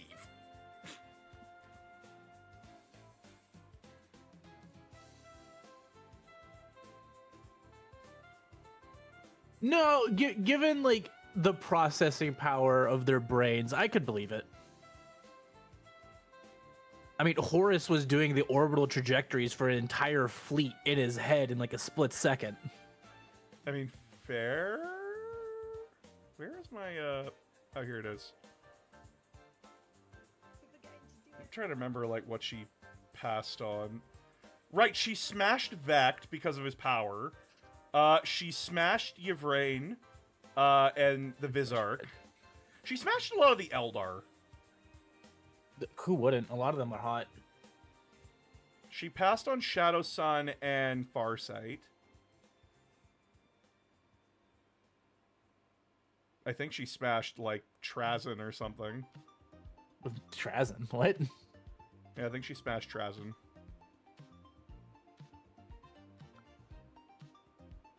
I'll have to rewatch this stream, because, like, fuck. You should table polyamory.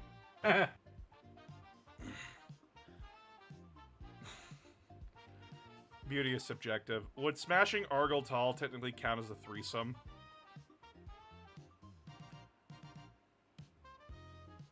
Yes?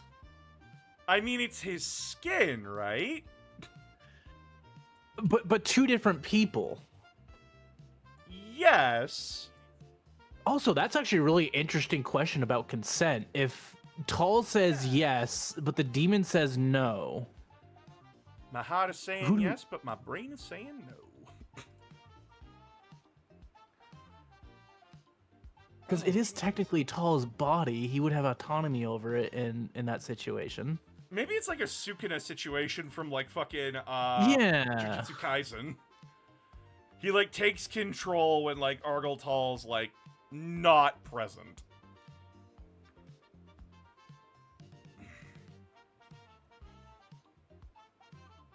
Fulgrim or Sanguinius? I'd rather fuck Fulgrim. Yeah, I don't... Sanguinius would try to, like, make me better, and I'm like... Does the demon get a vote? I think that depends. Yeah. It's a really weird philosophy question. Yeah, it's like, that's a question where it's like, if two people inhabit the same body, is it consenting?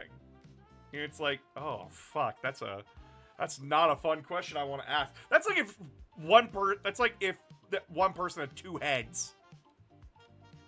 Fuck! I don't like that question. Do you see my question? Okay, so if we're going off in the United States, if you're a Siamese twin and your twin commits a crime, you're probably not going to go to jail, either of you, because you cannot punish an innocent person for a crime they didn't commit, and you are considered two separate people. I'm sorry for So I asking. think you would both have to say yes.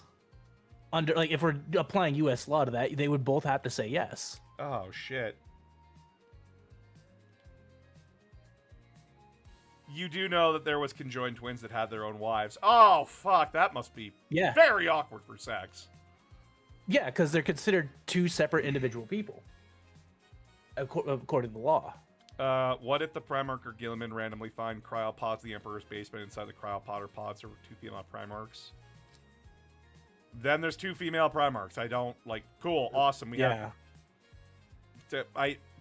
What would the reaction be? How long have they been down here? That's probably the worst you're gonna get. Though the Emperor made his intentions about dangly bits to Erda pretty fucking clear. And fucking Malcador and fucking Constantine Valdor. Holy shit, the Emperor was a sexist. Holy fuck, that was the wildest thing I read from Scars. That reminds me of our conversation a while ago. I want Greek super soldiers, damn it. You want Brazilians? You be a dictator next time, Erda. Yeah. Would smashing a Necron warrior be consensual? No, because they cannot consent. The downside of having your sense of self lost that far. There is not enough liquor in England for GW's social media team to handle that. Oh, not by a... No, there's not a female Primarch. Relax. There's not a female Primarch. It's a theory. I thought it'd be a cool idea at one point. And I'm like, if they do it, they do it. But no, there are no female Primarchs. They did answer that in Scars, where Malcador brings up the fact that, like, oh, I told the Emperor he should have made some of you sisters. instead of like all of you being brothers, because you know. He understood a bunch of guys are not going to be doing their best thinking. Yeah, too much testosterone in the war room. And quite frankly, Malcador was right. Malcador was very right on that one. He was right on a lot of things, but you tried telling the guy that can move that forest from over there to over there. No. A Them Primarch in my game? Rages. How dare you give super soldiers tits? What are pecs if not Promise flat you titties? the amount of orc fan art exists that would contradict that. What are pecs but flat titties? They are the manliest of boobs. Listen, women and Because gay they can men. also be upgraded by having boobs on top of them. Listen, women, bisexuals, and gay men all love staring at men's chests. And then all straights, bis, and lesbians love staring at boobs. Everyone loves boobs. Everyone loves boobs. Even the gays love boobs. I don't have a gay man here to confirm that, but I'm sure. bi, close enough, I guess. I was about to say, I promise you, as somebody that has many gay drinking friends, even they stare at a good rack. Was Mortarion always destined to become a moth? His gun is called the Lantern. Oh no. He was always meant to become... He has to always not look when he's firing it, or else he'll always, like, get close to it. He'll get distracted. Mean Girls Primarch Edition. And that was the day... Isis Lupercal snapped. I'm buying, sure, why not?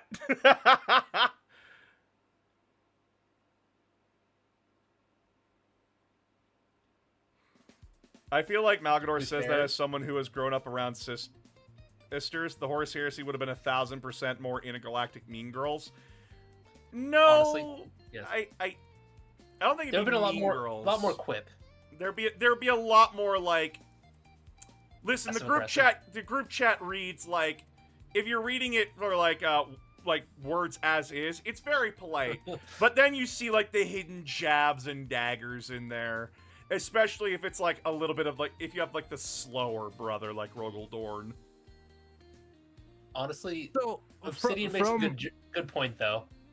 There's no way the Emperor would have been able to handle that much petty energy around him, and would have definitely killed him faster.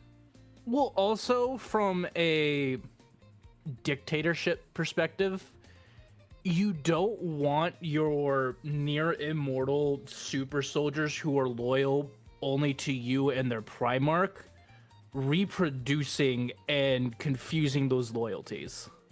Why not? Yes. That's the best way to make more.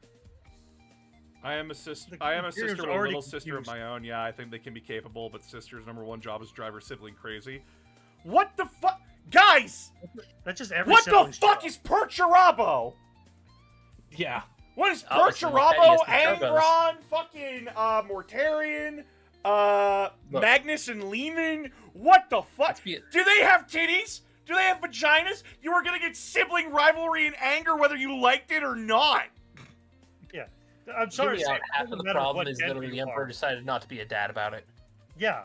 He was the worst dad. He was dad that wasn't there. He went out The worst, to get the no, milk. no. There are worse versions where he was the dad that was there. Yeah. Yeah, fuck, Okay, like, you nothing Angron. more of dad than Big E was. I'm just thinking about the fact that if he, had just stayed away, Angron probably would have been better off. A lot of them probably would have been better off and not have suffered the problems that they would suffer now and the traumas and everything, and they would have probably dealt with half their shit and wouldn't fall into chaos. But this is Warhammer, and the story doesn't go anywhere unless somebody fucks something up. I don't know. I mean, the Emperor could have And made it's them always brutal. Big E who's more than happy to jump on that proverbial grenade. Exactly. No, he's gonna grab you and throw you on the grenade, so he doesn't have to. But yeah, Exactly. like guys, I'm gonna tell you right now, The Horus Heresy wasn't a problem because everyone was a man. The problem with the Horus Heresy was that the Emperor is a fucking idiot and doesn't know how to run an empire. Yeah. He also doesn't know how to deal with the people that he made to help him run the empire. Exactly. He knows how to conquer places, piss people off, force them into a society they didn't want to be part of, and then walk away and make it somebody else's problem. Like, literally, like, you having a penis or a vagina was nowhere in that discussion.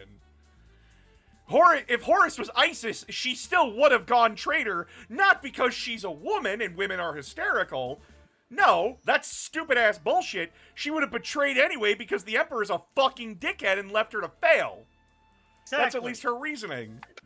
Or his reasoning. Yeah, and then at least they can go, do you see me now, Dad? Do you acknowledge me now? I am better than you! Wait, you still live? Holy I shit. thought you died a while ago. Holy shit, why are my lab rats bitching at me? Definitely the surprise and confusion of the day. It's like, what do you mean you want to have sibling friendship? The Who Emperor would be the came most out with his cursed of the patron female office. Primarchs to deal with? Conrad Kurz. Then the Emperor came out of his station office, looked upon his company, and went, "Why is everything out of order and disarray? You are all bad Primarchs and not doing your jobs." And then goes back into his office. Where nobody knows what he's doing. Oh yes, we do. He's fucking yanking his meat to fucking smash. I feel like female curs would reek of ammonia and vinegar. Oh, absolutely. He already does. Just extra and yeast. Extra. Oh yeah, good yeast infection smell in there too. Yeah. Oh, yeah. Oh, definitely. No matter which version of it, Kurz definitely smells. Can I admit Not in something? the good way. Can I admit something very embarrassing? So Sure. my brain, I heard like yeast infection, like women get yeast infections, and my brain's just like my brain went like the bread yeast. Yes, actually. yes. I'm not Actually, going to talk about why. And I'm Yeah, like, well- and I asked my wife this, and they just start to laugh, and I'm like, I know it's stupid. I know it's you dumb, know- but it's not the bread yeast as Don't- well, don't- right? Don't bring it up, T-Calm. I know what you're thinking. Don't. You know, guys can get Nope. yeast infections too, right? Yes, I am aware guys can get yeast infections too. But he was obsessed with bread at the time. No, because my brain thought yeast, and it's that fucking shower thought that happens immediately. Like yeast, you're like, aware oh, of like where you bread, are. right? And then you realize you spoke aloud, like an idiot. Yeah. You're not an idiot, you're just special. I am autistic, thank you very much. I wasn't talking about that, but okay.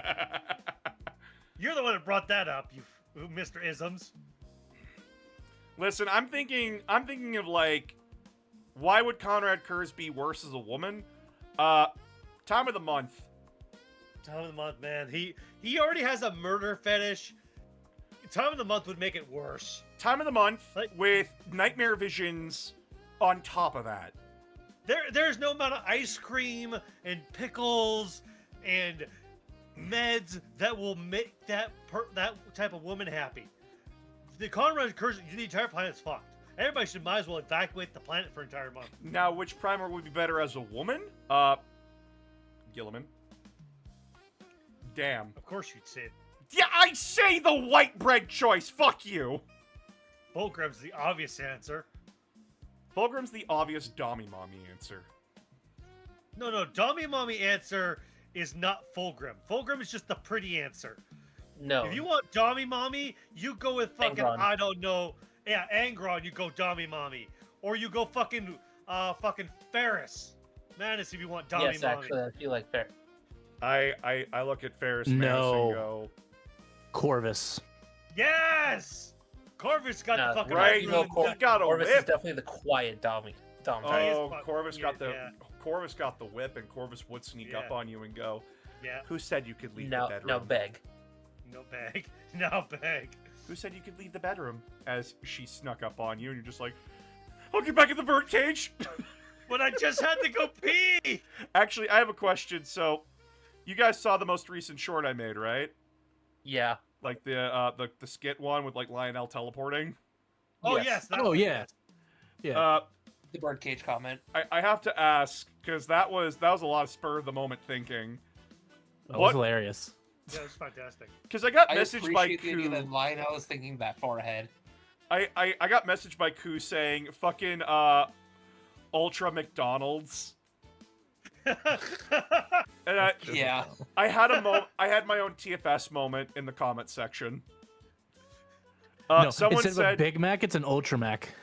Someone Yes, that said. was- Instead of Someone Burger asked. King, it's Burger Emperor. Someone asked. Burger.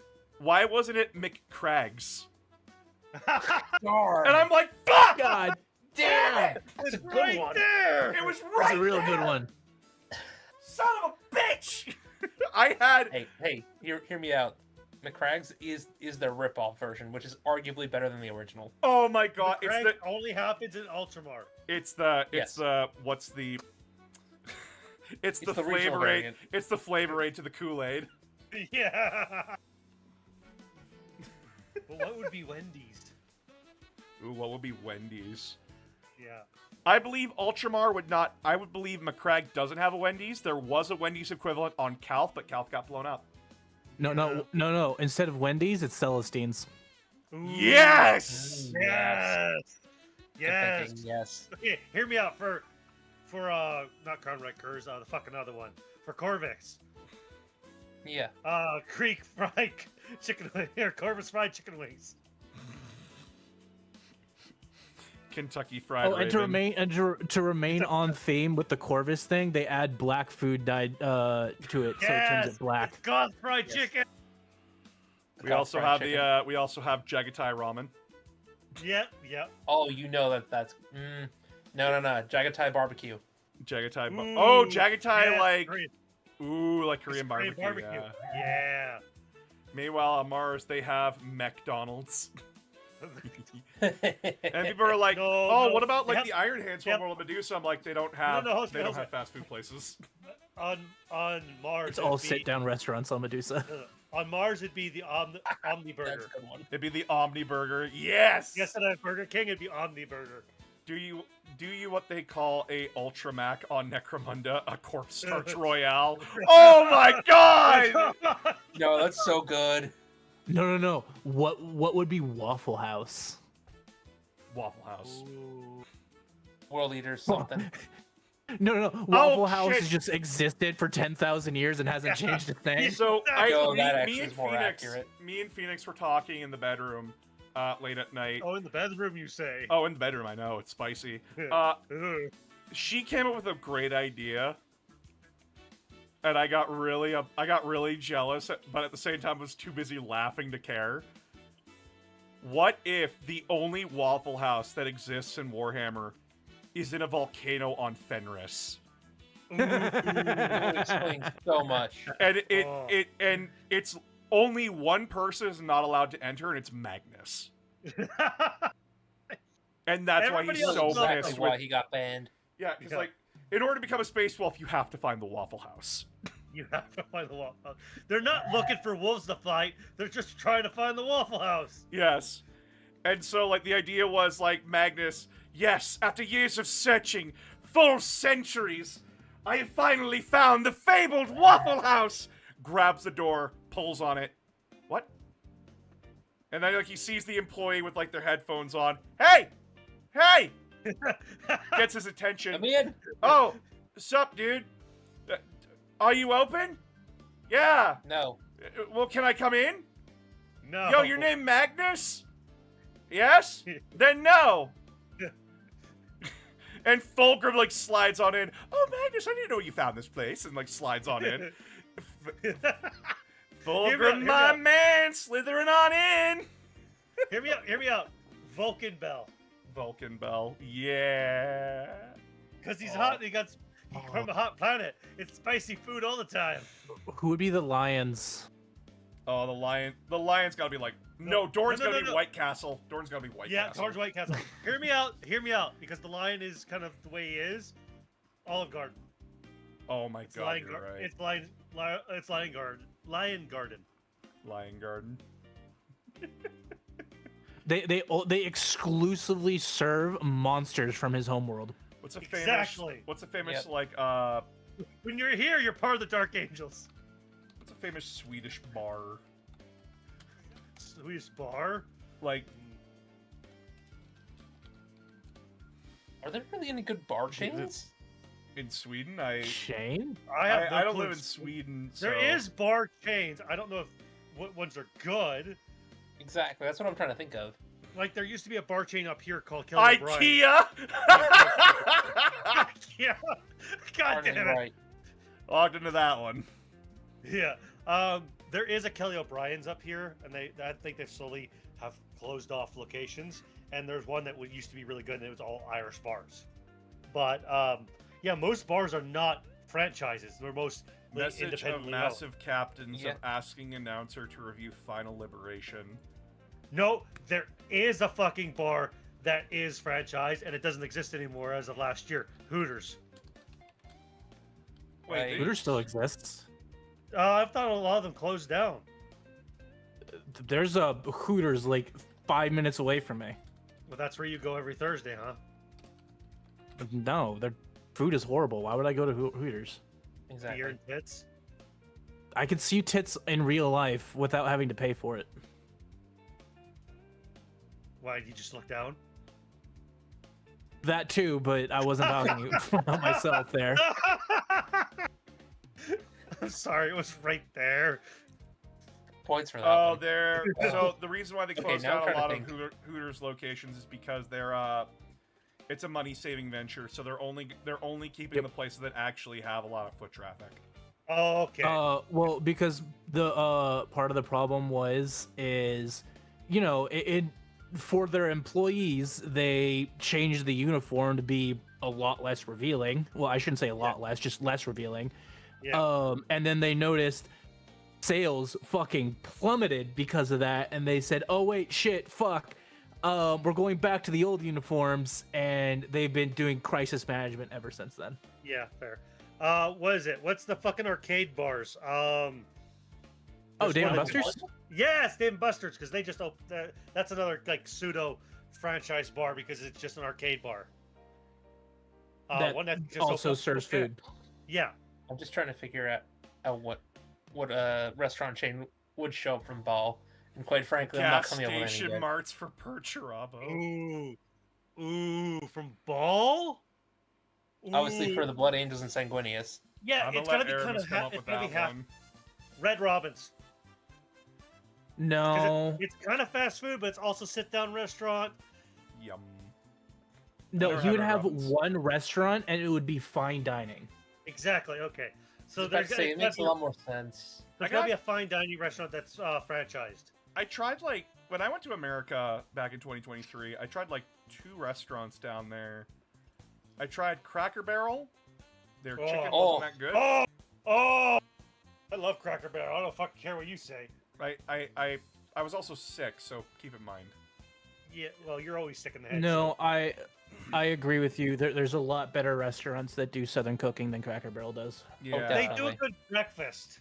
And then about it. I had the Chocolate Factory food at Universal. Okay. You mean That was Cheesecake fucking- Factory? Not Cheesecake Factory. It was Chocolate Factory. It was at Universal Studios in Orlando, Florida. Oh, I know exactly what he means. Yeah, that shit was good. Oh yeah. Like, Surprising. I had their Surprising how many good restaurants there are on Disney properties. This is where like I had to learn like no, you have to talk about burgers like fucking steak. I'm like, what do you mean I talk about burgers like fucking steak? Yeah, where you actually got like, do you want it medium rare? Do you want it medium well done? Like the way you're actually supposed to do burgers. Yeah, I was.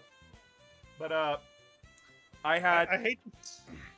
so when I got there first time, when we got there the first day, my friend, she took us to the Dinosaur Cafe at Disneyland, well, at Disney World, and I was like, okay, I'm in America. You guys are famous for your burgers. I need to have a burger.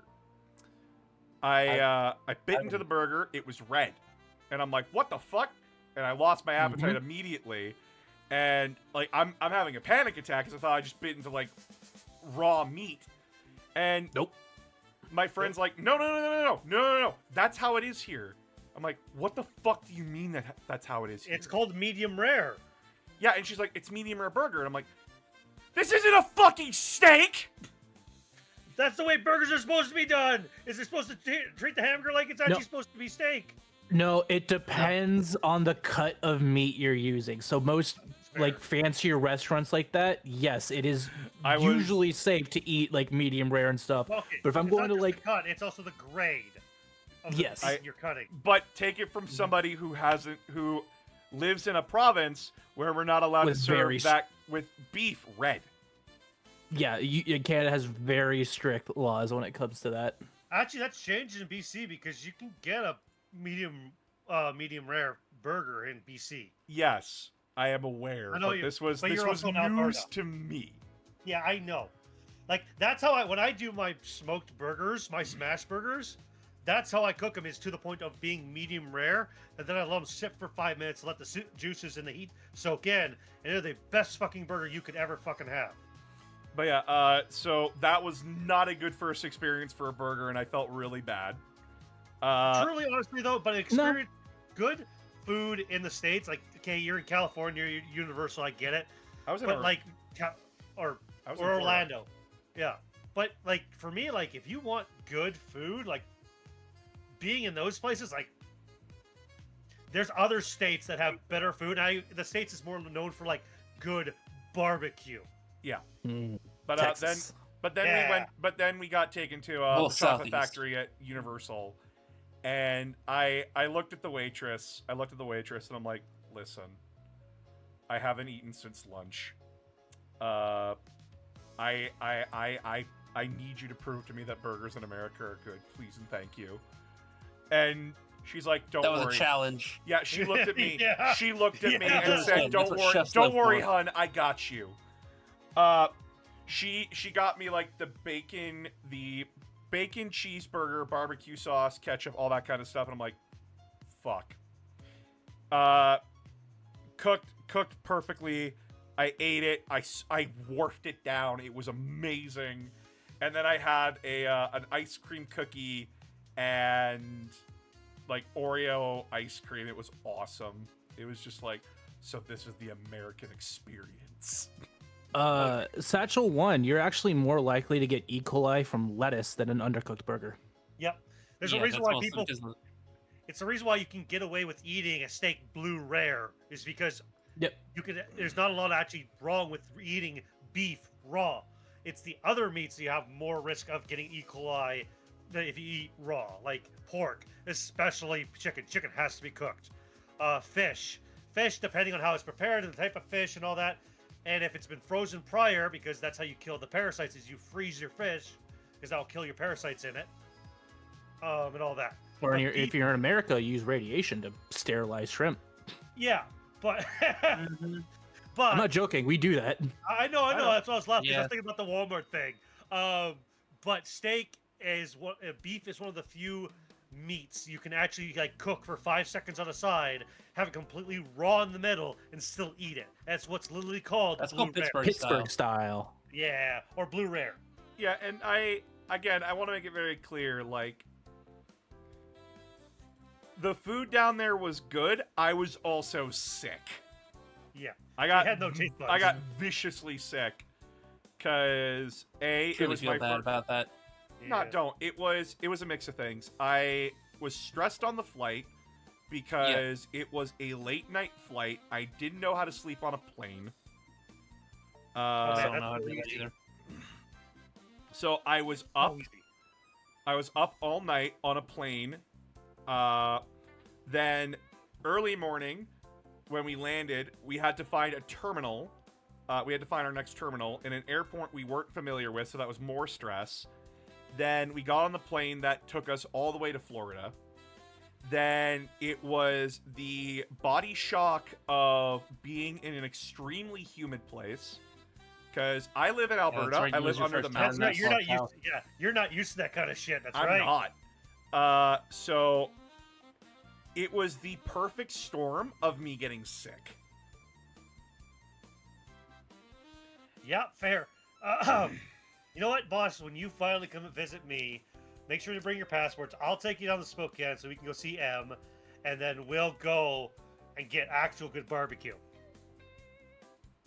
Phoenix Guard, I won't deny Chick-fil-A makes some really good chicken, but there's other issues with that restaurant that why I don't go there. Fuck Chick-fil-A, man. It's either Popeyes or one that they don't have in the States called Mary Brown. Oh, fuck, I love Mary. Brown. I Mary love Mary Brown's Brown's. so fucking good. So fucking good. chicken. Yo, Farva, if you come visit me, I'm within Yeah. walking distance of a fucking Mary's Brown's. Dude, I'm What? already fat. I'd get even more fat. Mary Brown's is like, what if KFC, but good? It's good. It's also, so not even more than that, they actually have it in their contracts with all their franchises by corporate. The chicken can legitimately not be frozen. It has to be fresh, unthawed chicken every day that's just refrigerated. So they have to get their chicken fresh every day. If any of the franchises are caught using frozen chicken, they can lose their franchise in a moment. It is, you could tell the quality difference in the meat of a chicken when you get Mary Brown's. It is worth the cost of it. So, before I go, because I'm going to be ending stream here soon, there's like 3 things I want to do in my life before, like, I die. I have a bucket list. One of them is to visit all of my friends around the world. So, like, that means, like, I would be hopping from location to location, spending a few days with that friend in their home place, eating the food there, and just hanging out with them. So that means, like, I would visit TCOM, I would visit Aramis, I would visit Farva, I would visit Will, I would visit Lost in Spiral, so on and so forth. I want to do that because I thought it'd be fun. Another thing, I'm taking you to much different Magnolia's. than your food, man. Other than I cook different because I'm half Southern. I'm taking you to Magnolia's. It's one of the best restaurants in San Antonio. Oh boy, I'd definitely be taking him probably to Maggiano's, to the Reading Terminal Market in Philly. Maggiano's. Yes. The problem where I'm at is I'm a small town. It's about 2.5 hours away from anything big. So what I'd be introducing him to is actual home-cooked fucking meals.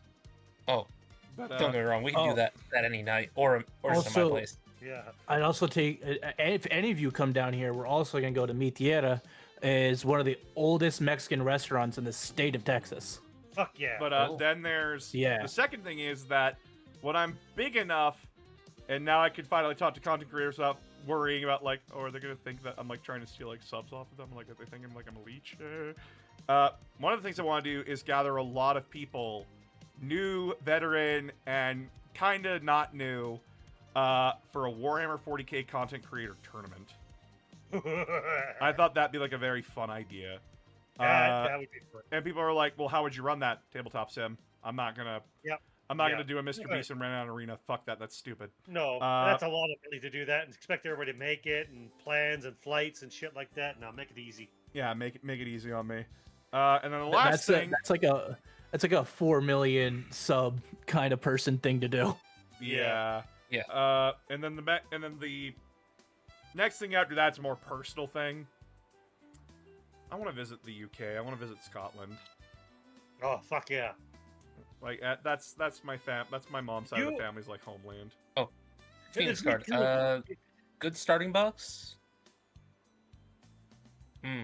For Space Marines? Good starting Yeah. boxes. The Dark Probably Angels For one. Space Marine. No, for Space Marine specifically. Dark Angels and Well, Space Marine specifically.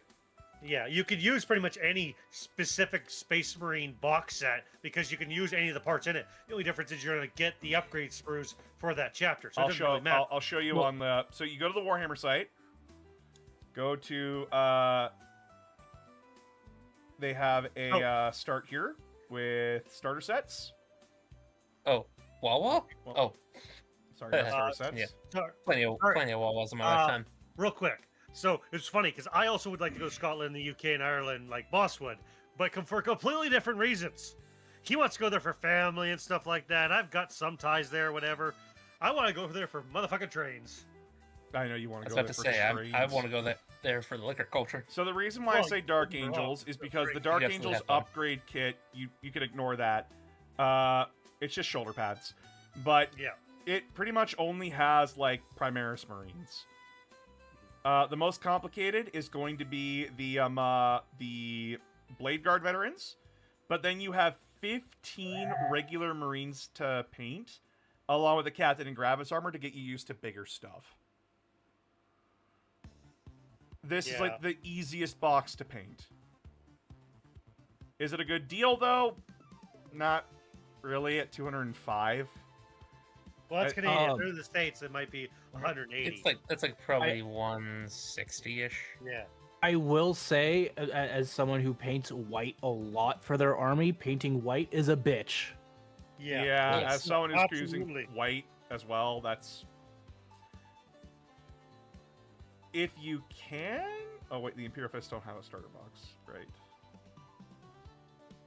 So you can get the normal Space Marine Combat Patrol box, which is just straight up all Terminators. Well, it's 5 Terminators, a Captain, a Librarian, and 5 Infernus. But I wouldn't... But it's still... That's not bad, because Terminators are nice to have. I think it's the worst. I think it's like... I don't think it's a good starting box, honestly, but that's just me personally. Yeah, it's because you're a bitch. Ah, I would pay now. Joking. I'm What I honestly do? joking. Nothing. I'm just being a jackass. What did you We expect know, any but less dang. from me? eh. No, you're not. Okay, just being a jackass. But yeah, like your best bet. Honestly, whenever a new Combat Patrol comes out for 40k, it's usually a pretty good deal. Usually. Yeah. That one, as much as I'm looking at it, is the Dark Angels one is like the most balanced out of them for all of them. For just like using for generic Space Marines. Other than if you want Terminators, yeah, you go for the generic Space Marine Combat Patrol box. But yeah, it's not much else I can see there. Yeah, because they took off the special limited edition ones for Salamanders, Iron Hands, and. Oh, they'll Imperial bring Fists. them back into once they the new edition comes out and they go, hey, look at here. Yeah, because even the Iron Hands one was kind of shitty because all it gave you was the It gave servo you 2 turret. Servo Strike turrets, a Tech Marine, and 10 Heavy Intercessors. Yeah, which is Look like the windows. yeah, He's gonna ask. He's gonna ask it from us, Guys. Guys. It's roll out the window. What? Why roll the window? Why? It's the Iron Hands Combat Patrol, guys. Rolls Guys. up the window. Quick, Guys, go. go, Where's go, our go, dreadnoughts, go! guys? What? Where's our dreadnoughts? The Imperial Fist got the Dreadnoughts. What are you talking about? Yeah, I know. It's still fucking stupid. You know, the Imperial Fist and the Custodians got the Dreadnoughts. So stupid. Which is So funnier. stupid. The faction that benefits from just having vehicles, yeah, we're gonna give them fucking servo turrets that they don't get any benefits for just sitting on and using because they're platform things. What are you talking about? It's a Thanks, very GW. Tech Marine thing to do. It's a very Iron Hands thing to do. They got Tech Marines piloting them. They literally, Tech Marines literally have a fucking rule that they get load up as long as they stay within 3 inches of a fucking vehicle. Yeah, there's Tech Marines piloting those turrets. Yeah, but those don't get it. Yeah, don't even is the start funny with me, part buddy. about I'll fight you behind Denny's. I'll fight you behind Denny's. By the way, Why are you aiming behind the Denny's? Why can't you do it in front of the Denny's? by the way, Because before we it's go, I'll fight you inside the wall. I'll fight you inside the Waffle House. I'm gonna say this. to That's let you just guys normal know. combat. Hey, shut So, up. Let 'em talk. as far as I'm aware from the Warhammer, the Fire Warrior review, the second people have been saying Farva's threat was terrifying. T-Cob's threat was worse.